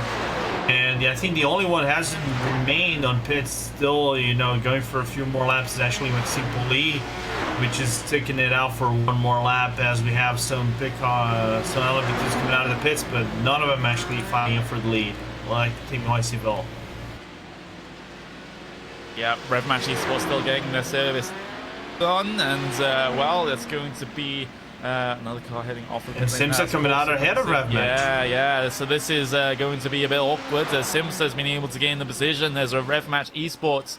They are a very long time on their stop there, as Colton Klopman getting behind the wheel of that Rev Match Esports car. They were 42.6 seconds. Meanwhile, basically the rest of the LMP2 field, they were only around about 25, 26 seconds. And well, I might think that this might have resulted in, well, the Simsa car maybe not taking tires. Simsa car didn't take tires, so it looks like Rev Match Esports were one of the only LMP2 cars in that sequence to take the rubber. Yeah, I think it is part of their strategy, because if I have to look on the differential, I think Lozenor did a 3 stints with the 1 stint with the tire, then went for a double stint on his HPD, and I think naturally when handed out to Klopman, he would actually give out the rubber to that car, as he just overtake the CMRC car, and now he has to overtake the Logitech Altus Esports. Yeah, it has to be a bit of an attempt. CMRC now, of course, with Myvern behind the wheel, hasn't quite had the pace of Frank, that's for certain, as his teammate, but it's still, in this situation, needs to be pulling out all stops to keep himself in contention. If not for a podium finish, maybe for the race lead if Pure Racing Team fall into maybe a couple of problems a little bit later on. But for that BMW, for that basically fastest BMW out there, the next one is Glacier Racing down in what is going to be 6th place. So it's still a bit of a Ferrari show here in these GTEs, but Simasi are still showing that BMW can be very competitive indeed. And that BMW is still showing signs of competitiveness in a track that doesn't favor much the BMW. You want speed in this track, speed and acceleration. While the BMW is one of the cars that actually in the BOP that got not OP, but bumped up a little bit. It got boosted a little bit. It isn't a boost in terms of speed. It is more acceleration and balance. So coming out of the turns, so you can see that my Vorm is actually catching on the turns, but on the straights the Ferrari just goes past easily through any stretch of straight that he should actually face on and open up a few tenths of gap. Yeah, that's sometimes what you have to deal with when you're in any other manufacturer that isn't a Ferrari. You just see those Ferraris just launch themselves off the corner, basically going to hyperspace, and there's not a lot you can do. As right now, in terms of LMP2s, I just saw a little bit of a swap there, I believe, towards the front of the field. No, that's just Core Sim Racing actually coming down in 24 laps on their stint. Impulse Racing also deciding that now is a pretty good time to pit, as those two cars will trundle their way coming down pit lane, and well, is it going to be tires for Core, tires for Impulse? We'll just have to wait and see, because there's been a bit of a split in terms of that strategy as well, because of course RevMatch Esports having taken tires, same with TNT, same with World Sim Racing Team, same with Team Hoisingvolt as well, but it's a really big story that RevMatch Esports from the race, the race lead, taking tires. Meanwhile, most of their other close competitors not. Yeah, and we have to see how Clubman is actually going to make work those tires, as Zeke just comes into his first quick lap, just past Sunset Bend. First lap will be a 1:53.5, but that is under traffic, so we can make much out of it. As Impulse is going to come around 3 seconds right behind Clubman, and he does a little bit of a mistake into turn 1, as we still have the battle going on for P2 in the GT class. Take it away, Larry. Yeah, so Johannes Weyman really keeping himself close to that Ferrari, not quite allowing Alta-C Sports breathing room.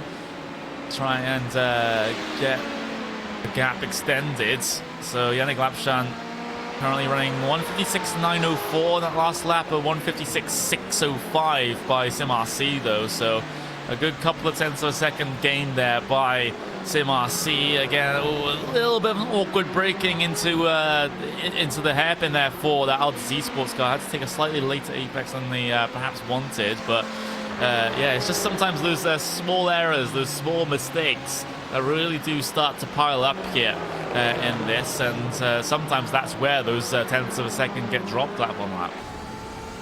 Yeah, every little mistake that you do will be complicated for you to take it back. You need to be precise every single time, and as you can see, Mayvorm just working that beamer all corners possible, try to close the gap, but Logitech's Gialta's Lapchan just giving no room for error, just opening up gaps every single stretch of straight they can possibly find. Now he's going to be able to open up a little bit of a gap that is right now.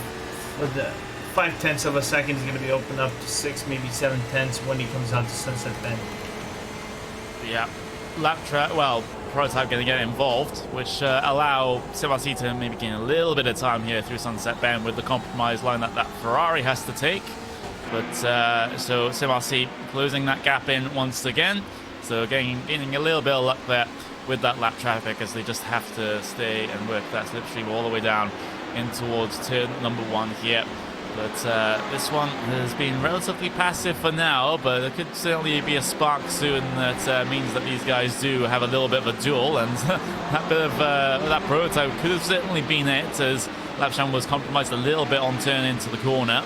But all is going to be fine for Alta-C Sports right now through Big Bend. But SimRC, they're just sitting in that spot, just a couple of tenths of a second back. So as soon as that Alta-C Sports car makes a moderate-sized error, then they're able to capitalize. But Mywim very, very deep on the brakes into the hairpin.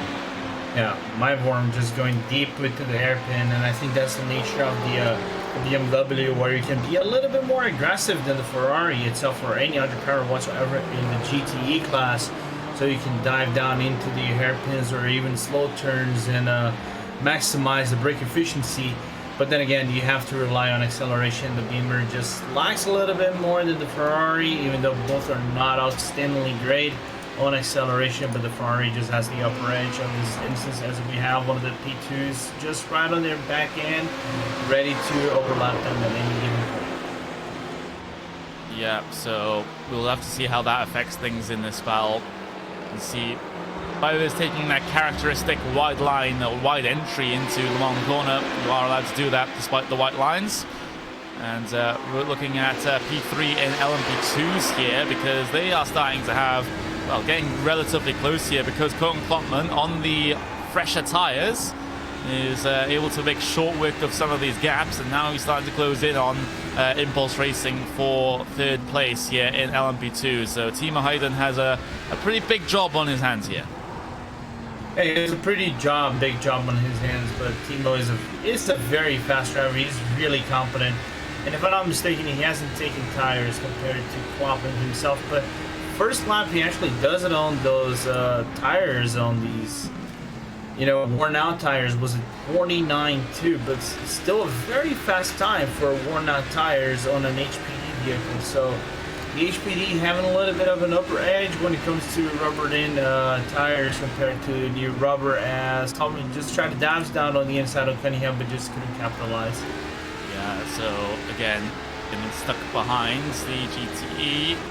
Around the outside he goes. And but the thing is, Impulse Racing, they had to get away out of the way of an LMP1 car, so they lost a little bit of time as a result of that as well. But it seems like Klopman's been hurt a little bit more by that entire sequence.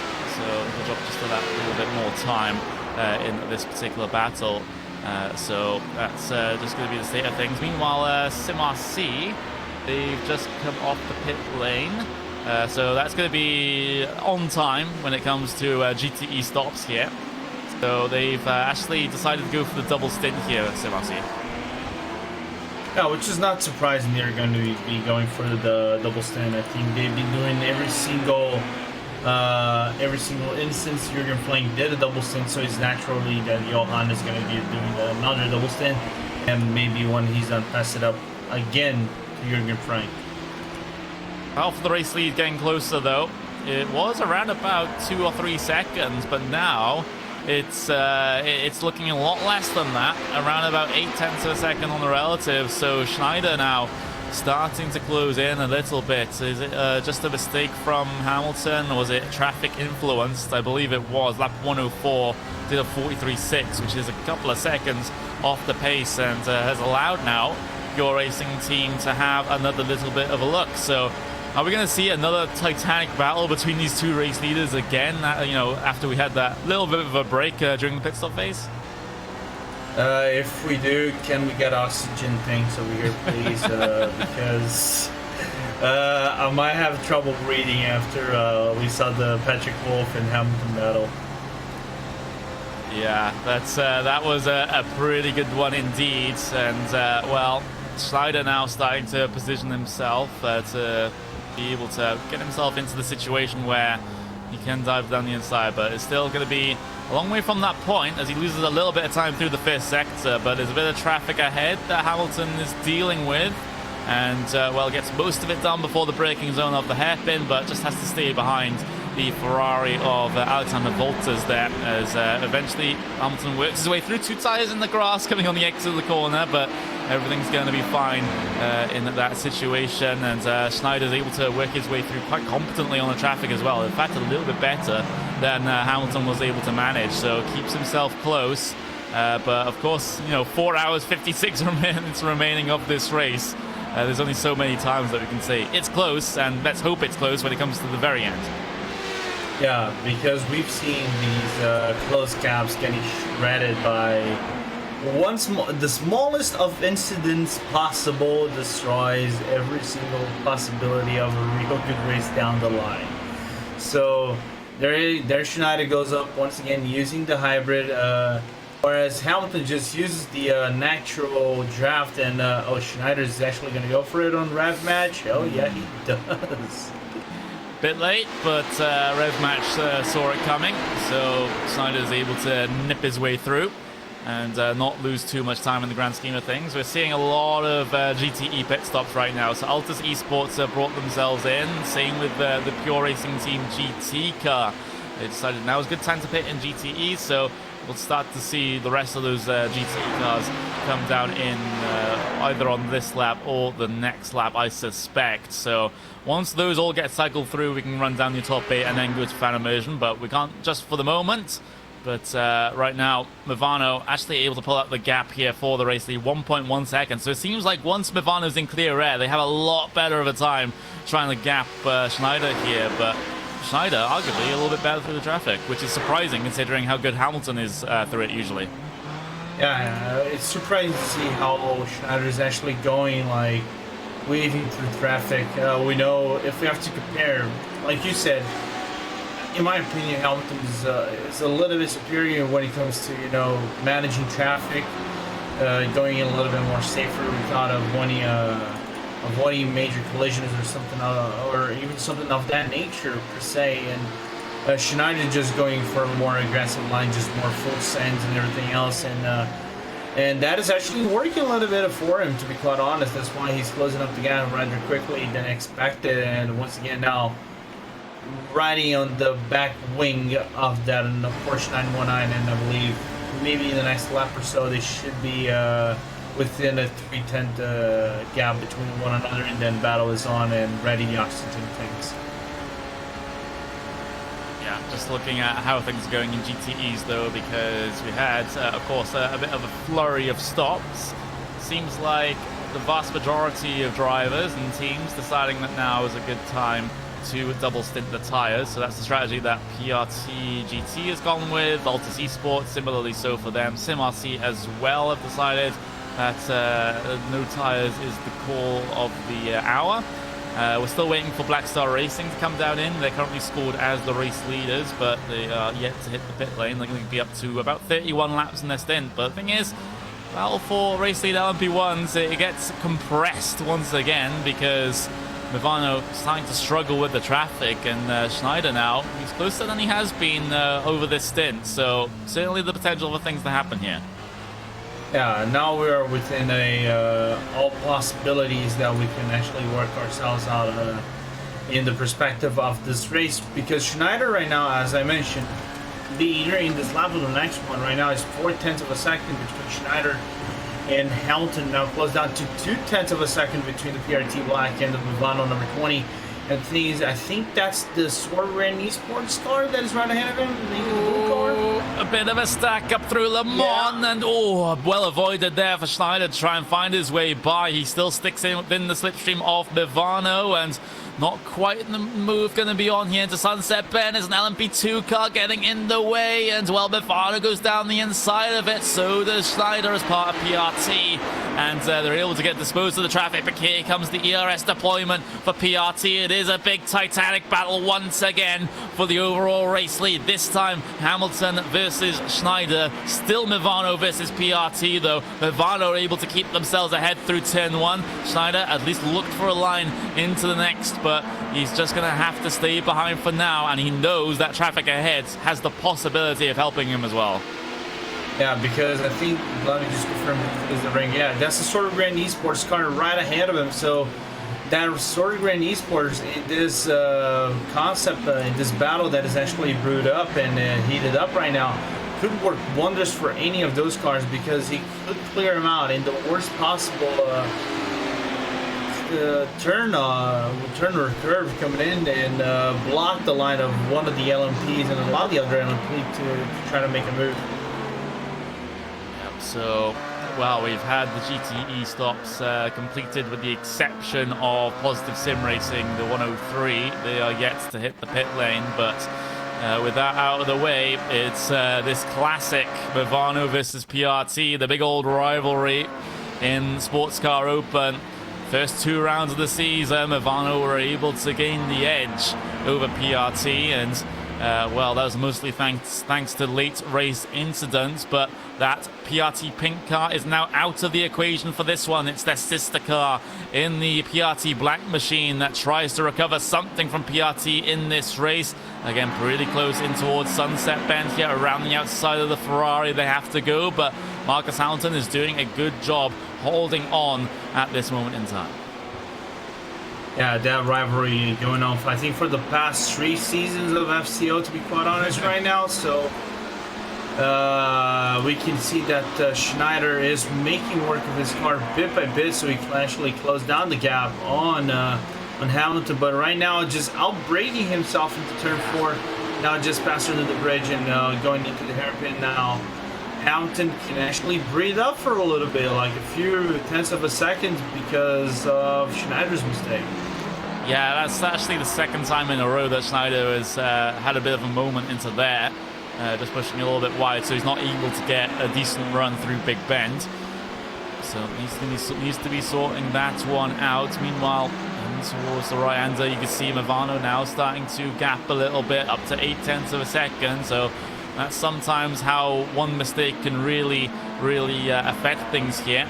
As right now, we will just go to our top 8 in each class then. So Ivano, they currently lead in your LMP1 field with your racing team LMP Black really hot on their heels here, so still very much undecided in this particular battle. You have Race Clutch 15 in P3, Ivano Racing Team and number 21 car. They are in P4 with Impulse Racing P5. UI1 Positive Sim Racing in P6 with Element Sim Racing 7th and Sorgren Sport Esports Blue in P8 in that Audi.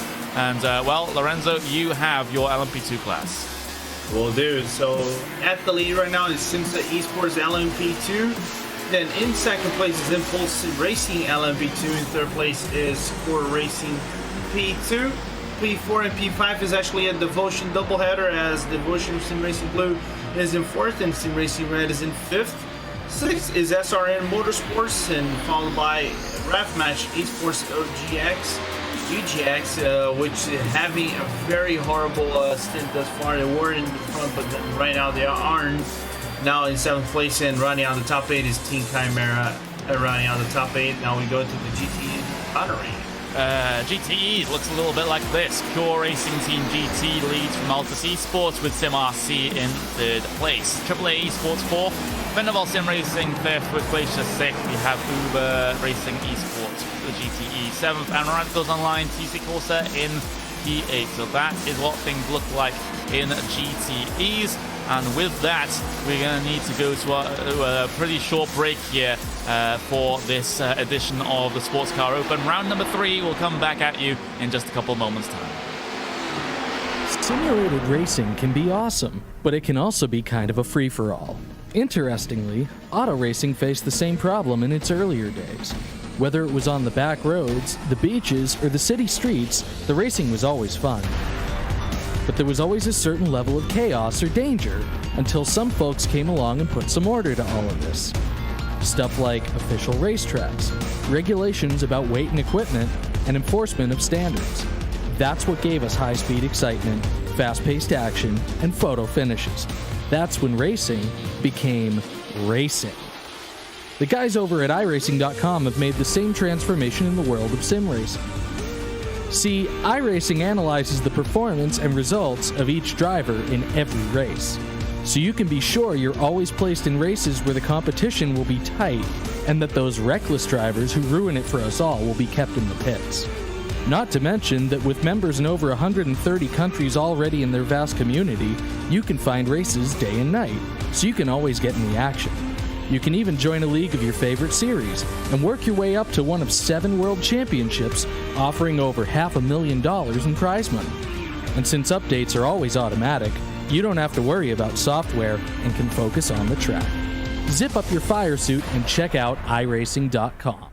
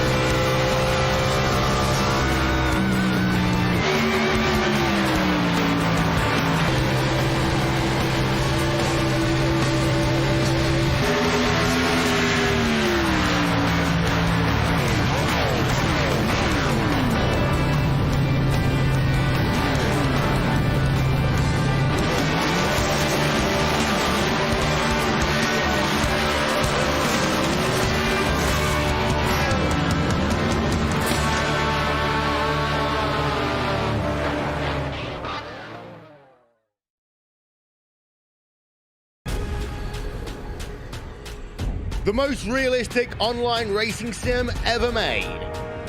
This is iRacing. Detailed laser scan tracks, fully dynamic real-world cars, and over 50 series to choose from. 6 online world championships offering over $400,000 in annual prizes. This is the original esport racing game. This is iRacing.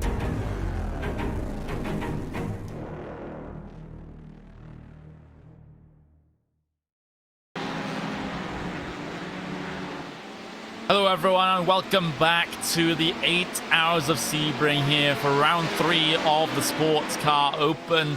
I'm Conor Manick. I'm joined by Lorenzo Bonda for, well, the rest of the 42 minutes we have remaining of the first half of the race here. As right now, of course, it is Movano Sim Racing Team number 20 currently leading this race overall, but Pure Racing Team Black have kept in touch with them every single step of the way.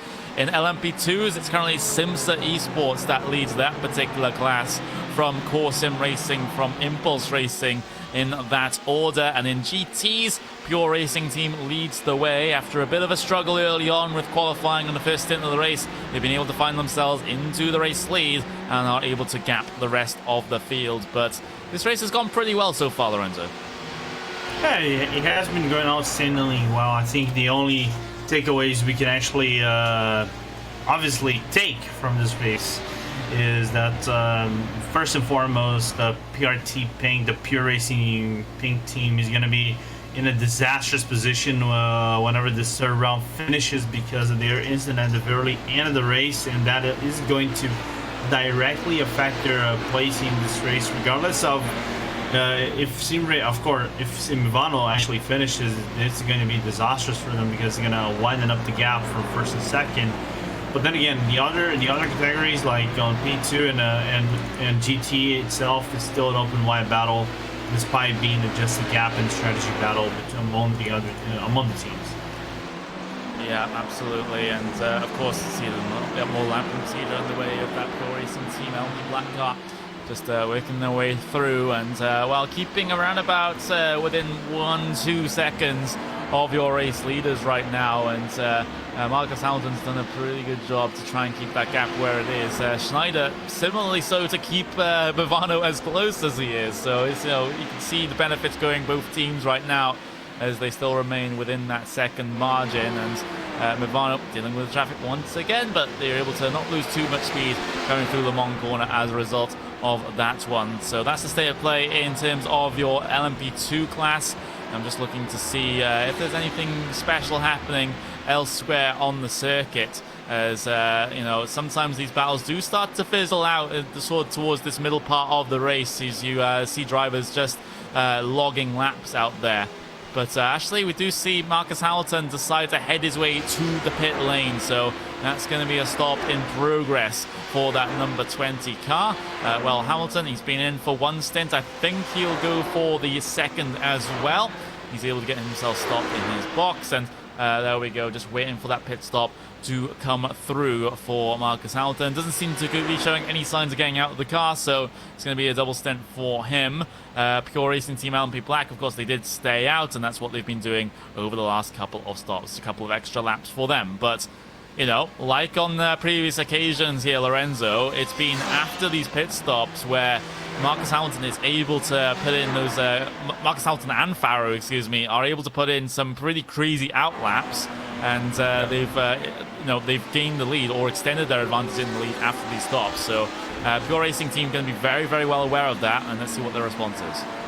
Yeah, it's going to be interesting to see Patrick Schneider's response to traffic management and outlaps itself, and see if they're actually going to be able to stretch out their fuel stint, because that was one of Patrick Wohl's trump cards of stretching it out 23 laps, 23 laps at max for his Pure Racing Team, a black car. Let's see if Schneider's going to be able to do the same. But you said it best. It's going to come down to out laps. Marcus Hammond and Farrell were doing blistering out laps. The first 2 laps of them were some of the fastest laps they could actually put on. I just have to see if Schneider will give that kind of proper response to the number 20 car. Well, it's a big response on that last lap because he did a 139.2, which is, well, the first, is the only car in the 139s right now, at least in that LMP1 field. If you ignore Saw Sport Esports Blue and the Audi, who are currently towards the back of things there.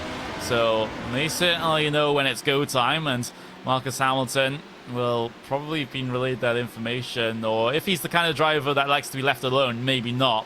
Maybe he is a bit of a Kimi Räikkönen figure, and he wants to be left alone. He knows what he's doing, but I don't have that information. Maybe Movano do. Yeah, maybe Movano does have that kind of information. I just hope we can have a team representative to actually inform us of this instance, or maybe one of the drivers can actually come down for a quick interview and gives that information himself. Hey, we don't buy. Yeah, we don't. As Movano, their sister car, number 21, down onto the pit lane for them for their next set of stops. So just going through the motions here inside this LMP1 class. Of course, we're still waiting for basically half of that field to come down in. But yeah, it's Pure Racing Team Black. They currently have all the answers, at least as far as responding to the pit stop from Movano goes, and I wouldn't be surprised if they're able to edge themselves out ahead when they come down in for their stop, depending on how their stop time actually goes. Are they going to come down in this time around? Nope, they're just going to stay out there and keep logging laps, and it's going to be a lap time of a 1:39.1 for Schneider as well. So he's putting crazy lap times in, and with a performance like that, I think him coming out ahead after the next pit stop is more of a certainty rather than a chance. Yeah, I think this is the last lap with Henderson. They should be coming down to pit lane, if not on this lap, which, if it doesn't come on this lap, I'll be very surprised they are stretching it out one more lap, because looking over here, I think the car that did the more laps is Race Clutch, 26 laps on their stint. But the way that Schneider and the Movano cars were going, they're using full usage of the hybrid, and that actually uses a little bit more fuel than we normally expect them to use. So people say, oh, it's hybrid, they're saving the smallest amount of fuel, but you use a little bit more fuel than you really want to, but it's not a long margin, but still you're using it nevertheless. They should be coming down to pit anytime soon. Interesting situation here, though. The Movano 21 is the car that's PRT is trying to get past right now. That's the sister car to the 20, which is their main rival inside the battle for the race lead. There's a bit of a close battle going on between those two LMP2 cars right ahead of them as well. That's RevMatch Esports versus SRN that they're able to work their way by without too many problems. Is Schneider going to bring that car onto the pit lane this time around or not? That is the question. Looks like that line is going to be coming in, so get that car slowed down. There we go, perfectly to the pit lane speed limit, and now it's all on that pit crew time, and it's all on if Movano have been able to recover things. But they're in a bit of traffic right now, so that's going to be even worse. They have to lift out so much to stay behind the lap traffic. So PRT, they're looking good here in this pit stop phase. Yeah, they're looking pretty much in a good spot, because the car right ahead of it was actually the Simsa P2 right in the lead of the class. So he was trying to be as cautious as possible, and directly affected the Movano number 20 car, as now he's on the pit lane. It is around a 25 second service. There he comes down to pit lane anytime now. Yeah, he's gonna be comfortable. And yeah, he's gonna come right ahead with a little bit of gap. Yeah, decent gap as well. So Movano, not the best of out laps, which is uncharacteristic. But of course, they are on the older tires with the higher fuel load, so that's understandable in that situation. But the traffic certainly doesn't help their case. And now they currently sit, well, it's going to be around about 2.2 seconds behind. So it's it's still going to be relatively similar margin to when they came down on towards the lane. Maybe a second lost, but it's still not dire straits for them. They're still there and still can compete. Yeah, knowing Hamilton style of driving, it wouldn't be surprising if that 4-second gap come down to a second or even less than a second in about 3 or 4 laps time. He certainly has the capability to, but Pure Racing Team, as a result of that pit stop phase, they're able to squeak themselves ahead by 2.2 seconds. As right now, Impulse Racing, they're down on towards the lane, and that's, well, they're coming out of the lane, in fact, for Impulse Racing. They're going to be rejoining just behind a little bit of traffic here, so not exactly ideal for the number 13, as we have a battle for P6 in LMP2, of course, SRN Motorsports and RevMatch Esports, so these guys very close indeed, and it was a very short stop for RevMatch that last time around. They were only 18.3 seconds on the lane compared to SRN Motorsports' 27.2, but Klopman still looking to try and compete in towards the hairpin, showing the nose a little bit, but no commitment behind, as we'll actually, yeah, that was a penalty, in fact, actually, for RevMatch Esports that they had to come down in and served, which is why they're not towards the front like we usually get to see them. They're solidly in the mid-pack here and trying to fight these battles. So, a bit unfortunate there for Cohen Klopman. We know how fast he is. He just unfortunately can't show it when it comes to those top couple of positions, but he can work his way through in the mid-pack just fine. Yeah, right now I think RevMatch is on a recovery drive. They need to be on recovery drive. I don't believe when the race win is actually feasible for them, for the way it's actually looking right now. Looking at Klopman's pace, judging only by Klopman paces himself, so they need to pick up they need to pick up a notch if they actually want to contend themselves for race win in the category, and that would actually allow Simza to narrow down the gap. It wouldn't tie, but it would be a very narrow gap between P1 and P2 within the championship battle for the P2 class. Yeah, so a lot of things to consider when it comes to these sorts of battles, as now, of course, we've actually seemed to have lost the number 16 car, which is the race clutch car. Robin Bondon was behind the wheel of that car, but it seems like he's having a couple of technical problems right now, so Race Clutch, they're going to continue to drop down the order, and I think we have lost that number 16 car, so unfortunate there for Race Clutch. We still do have another car in this race, which is number 15, currently running, at least provisionally, in P3 right now. We're in amongst the pit stop phase, but still, you know, they're keeping themselves in contention. In fact, they are actually going to be officially P3. So third step of the podium, still not bad for Race Clutch, and in fact, a very positive performance from them. It just seems like they don't have the pace of the PRT or Movano cars, which, still P3 good points, but in terms of a championship battle or a late season championship battle, I don't think it's going to happen for Race Clutch. But compared to the rest of those mid-pack runners in the LMP1 class, this is great. Yeah, this is outstanding for Race Clutch this far, I think. Just trying to find the incidents right now. If they actually got involved in an incident, but they didn't, they got a report. It actually was a 16 car that actually got involved.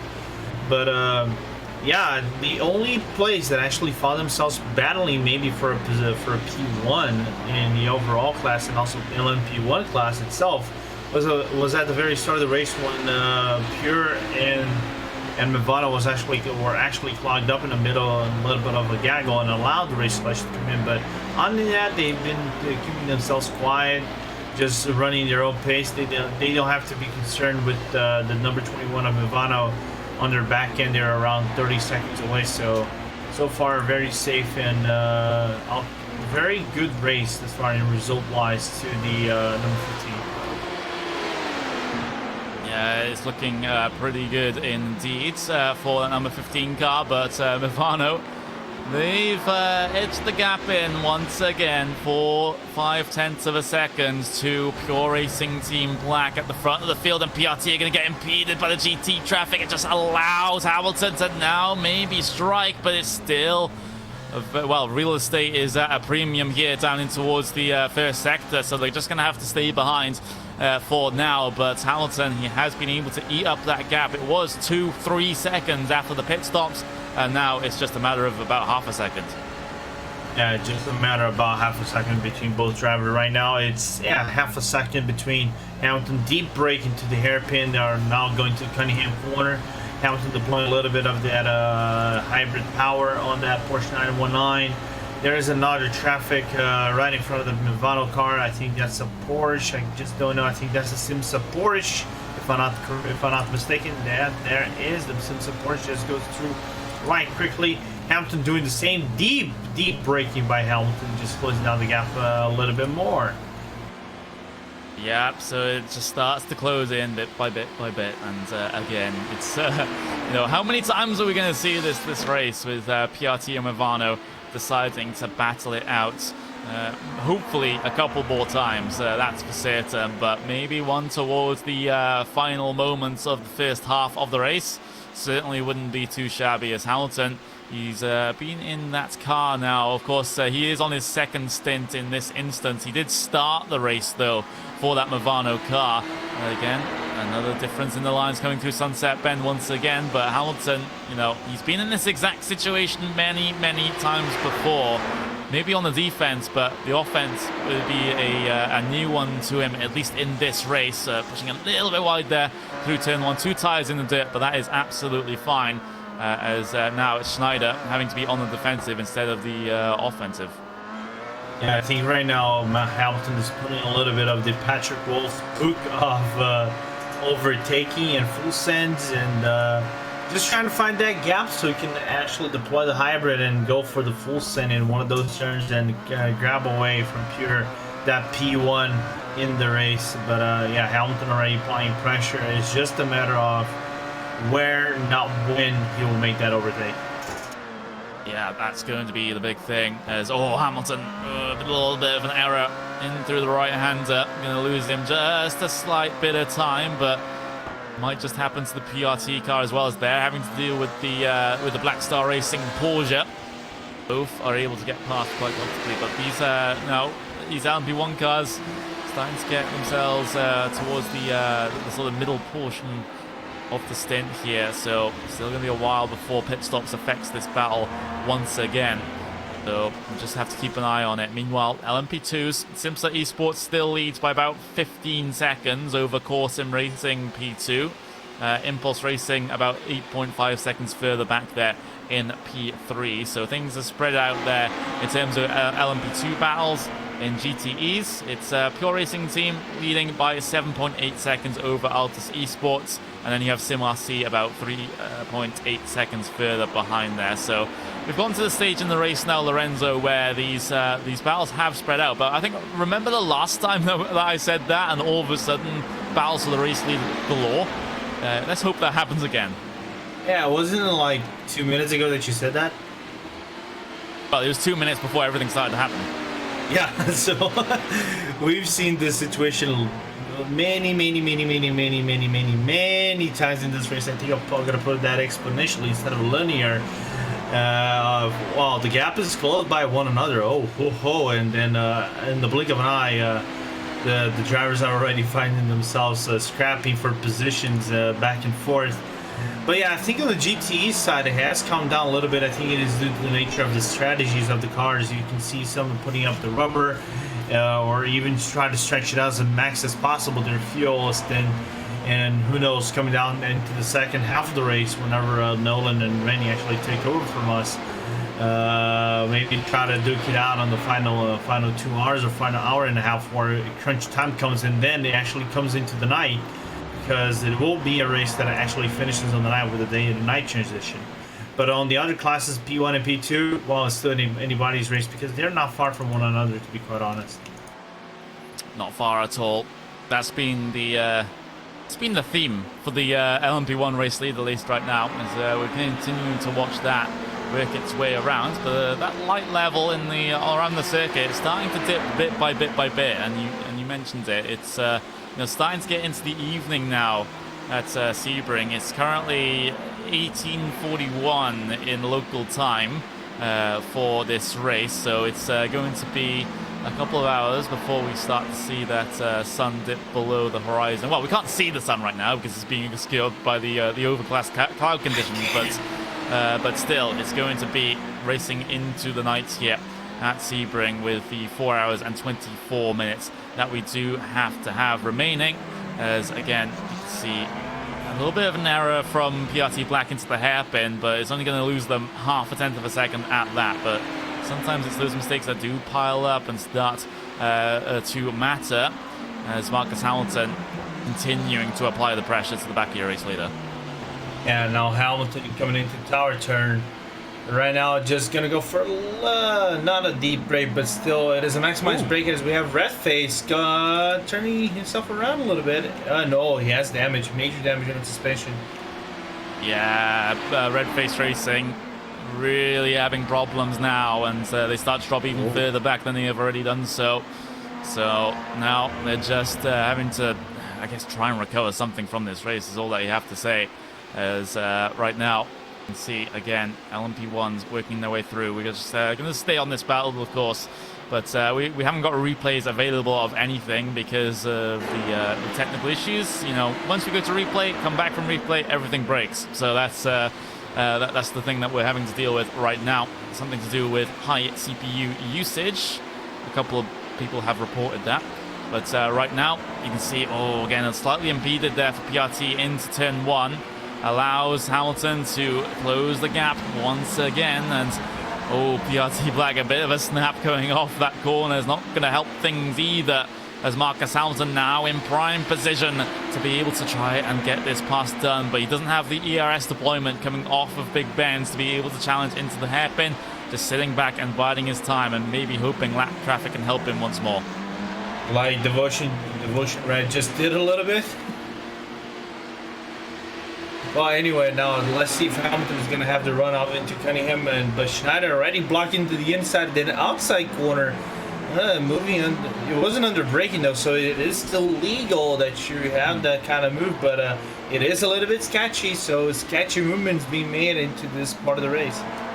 Yeah, absolutely. And, well, if you're just joining us, then PRT Black, this is the sister car to the championship-leading PRT Pink car that went out with problems with lap traffic early in the race. So it was, they currently sit around about 109 laps down and not coming off the pit lane anytime soon. So it's going to be a big points haul here for Movano. Even if they finish in P2, it'll give them a huge advantage in terms of the championship. But PRT Black is going to be trying to deny at least a couple of points from them to try and help out their stricken comrades. But right now, a bit of an interesting situation coming off of Sunset Bend. Here comes Hamilton. Oh, my word. How close to the pit wall do you want to go?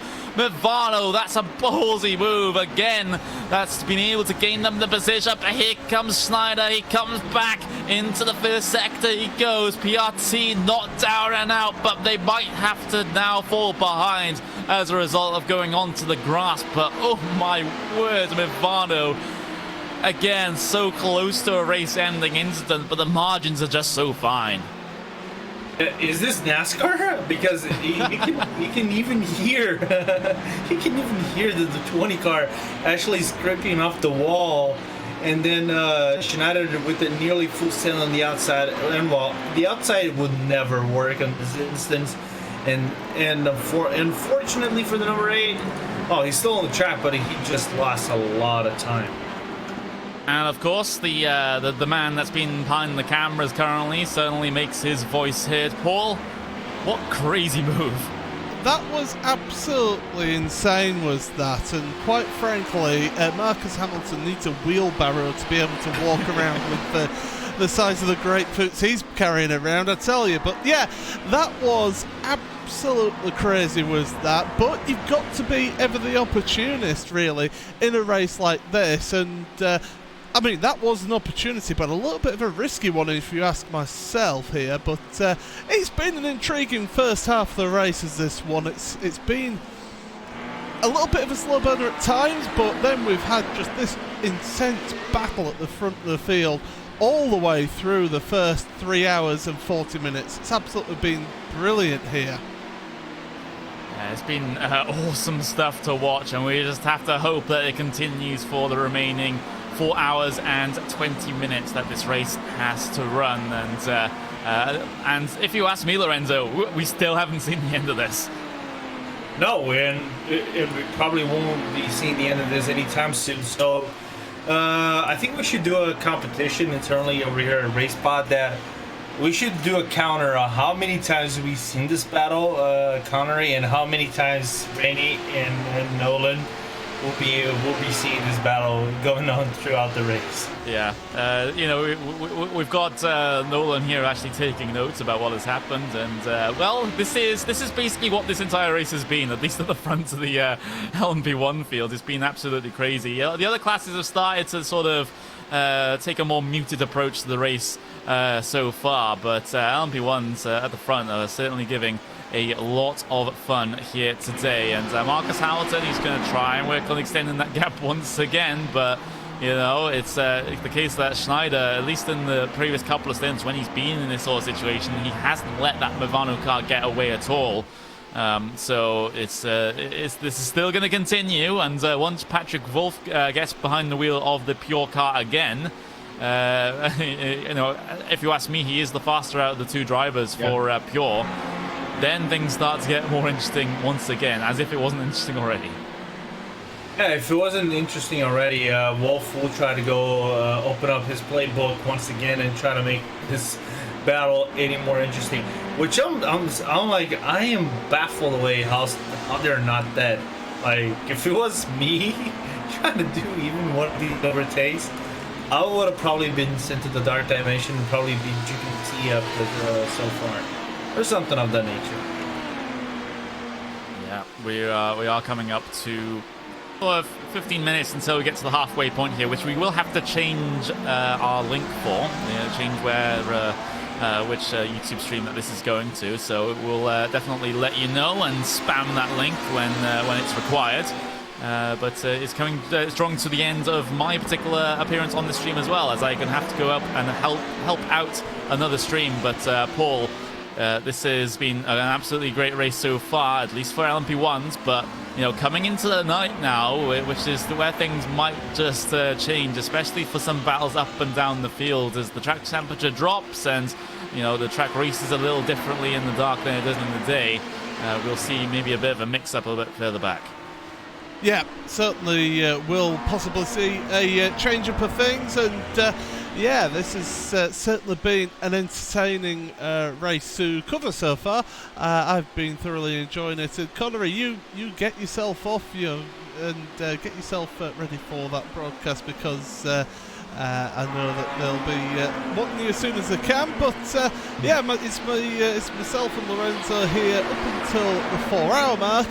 And then Randy will be taking over with Nolan Rempel in a very short while. So, yes, thank you very much to Connery as he goes off to sort out that. But, Lorenzo, we're coming up to the end of your section of this broadcast. And the key thing, really, has been this battle for LMP1 and for the race lead. But there has been some really good battling further down in your other categories as well. Yeah, I think we have had battles like on the entire grid, not just on the P1 end. Of course, the P1 end is getting the highlights because I think it's happening every single, like out of 10 laps, it's happening every 7 or 9 laps, and then the others are just left out behind. But nevertheless, we've seen so many interesting battles for leads in the other categories, P2 battles, P2 lead battles. We've seen that top 3 battle between Pure Racing GT team, the Logitech G Altus Esports, and Team RC battling out. Of course, is gapped out a little bit now, but still it is a battle of strategies, pace, and gap right now. So don't count them out yet. Like, just because they have a gap between one another right now, you're gonna say, oh, they're not gonna battle anymore. No, that's a lie. They're gonna battle at some point in this race. They will. Mark my words. Nolan can actually mark this my words on his note as well. This will pick it up sometime, I think, with 2 hours to go. We've got a battle for P9 in your LMP2 category. That is World of Sim Racing team, Carlos Alves Benedict, and Team Hoisingveld, Ronnie Fatini, should I say, as they're heading down the Almond Strait in towards Sunset Bend. Of course, with it being an overcast day. We're not really going to be seeing that beautiful golden sky that you get here as we head towards the night hours. We are also keeping an eye on your race control as well. Of course, in this series you do have live stewarding in this action, and they've been handing out plenty of penalties already. Oh, that Team Heusenfeld car running out wide at turn 1. Lost them a bit of time. They're now 2.5 seconds behind in that battle, so that one's sort of pretty much set for the time being. Right down in your GTE battle, we have got a battle. It's Inertia Sim Racing Marble versus the UI1 Positive Sim Racing GT car. And Inertia, that Marble car, will look from the car behind. You can see the damage on that Ferrari in front there, Lorenzo. It certainly has taken a bit of a beating in this race so far as that 159. Yeah, I think that is due to the 122 car from Radical's Online TC Corsa causing a collision, and the 159 actually getting that damage, and therefore the 122 of Radicals being sent to the drive-through for a little bit of a lap. And oh boy, this I read it for a second over here. I thought no, it is a drive-through, but no, it is a warning. Well, Pure Racing Team now is on the thin line of getting a drive-through penalty because they just got themselves a warning, unjustifiable risk while lapping the World of Sim Racing Team of number 51. Yeah, so as we keep an eye on this battle then, down towards Le Mans corner, getting up into the slipstream, letting that Team Chimera car go past them. And well, now through Le Mans corner, here we are then, down the back straight, the Allman straight then. This is where that Ford should have the advantage because of the damage to that car in front. And here we go, pulling out to the right hand side, down the straight, and this should be a relatively easy overtake down into Sunset Bend, and that's exactly what happens there. So through the final corner and up a place, up into 39th overall. That's 14th in class for that Positive Sim Racing GT car. Don't forget, you have got live timing and scoring available on the RaceSpot TV website. That's racespot.tv/timing to keep up to date with everything that's happening in this race. And Devotion Sim Racing, the red and blue cars, they're running together in your LMP2 category. And they're having a bit of fun out there, but they don't want to be slowing themselves up too much here, Lorenzo. Yeah, because I've seen teammates or even like teammate cars, fighting out for battles in the lead or battles in the mid pack. Let's have a little bit of fun, ho ho ho. And as soon as you realize both of them are sent to the dark dimension or sent up to a wall or something of the sort, and they have to, just exit out of the service and cool their heads a little bit because they just got their cars out of the race because you're just trying to have fun. So you can have fun, just measure up your fun. That's what I'm going to say. Yeah, that's certainly. I mean, as I mentioned, you don't want to be slowing each other up here. You don't want to be causing yourselves any issues as they go through the right and left there. Long sweeping left-hander on the power all the way around there. Onto the brakes again. Tricky right-hander is this one because you don't want to hit that curb on the inside too much or else it'll push you wide on the exit. And now back down towards the end of the lap. Keeping an eye on your race lead. It's 1.6 seconds between those two at the moment, so that's pretty much steady away. Inertia Sim Racing Corsic are battling away with Top Freak Racing Radion. So those two are looking at battling away. This is for 11th and 12th place in your standings here as we're heading into the final 9.5 minutes of the first half of the race. Don't forget, we will be changing over stream and changing over to this part 2 stream. Link is in the chat there. fact, I'll put it in there again for you. So that's the link to the next part of the stream. That'll be going live in a few minutes' time. Will that, and then we'll change over fully on the hour. So make sure you don't miss out on a single minute of this race. It should be an absolute cracker should the end of this race, because they are giving us one heck of a display out there in this race. And Pure Racing Team, black, number 8 car, it's within a second now. Although that's just fluctuating with this lap traffic here. And that's been a key component of this race, hasn't it, Lorenzo? It's been the cars being affected through the traffic. It's a relatively short lap here for such a big field. But still, that lap traffic has been key to some of these battles. Yes, because, like I mentioned, it is a very narrow track. You really don't want to place your car, into funky positions and try to make overtakes.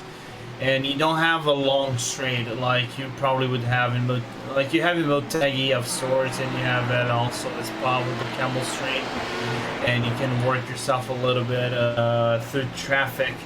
But here it is the longest straight you're probably going to have. It is the Almond Straight, which is the back one right before the Sunset Bend.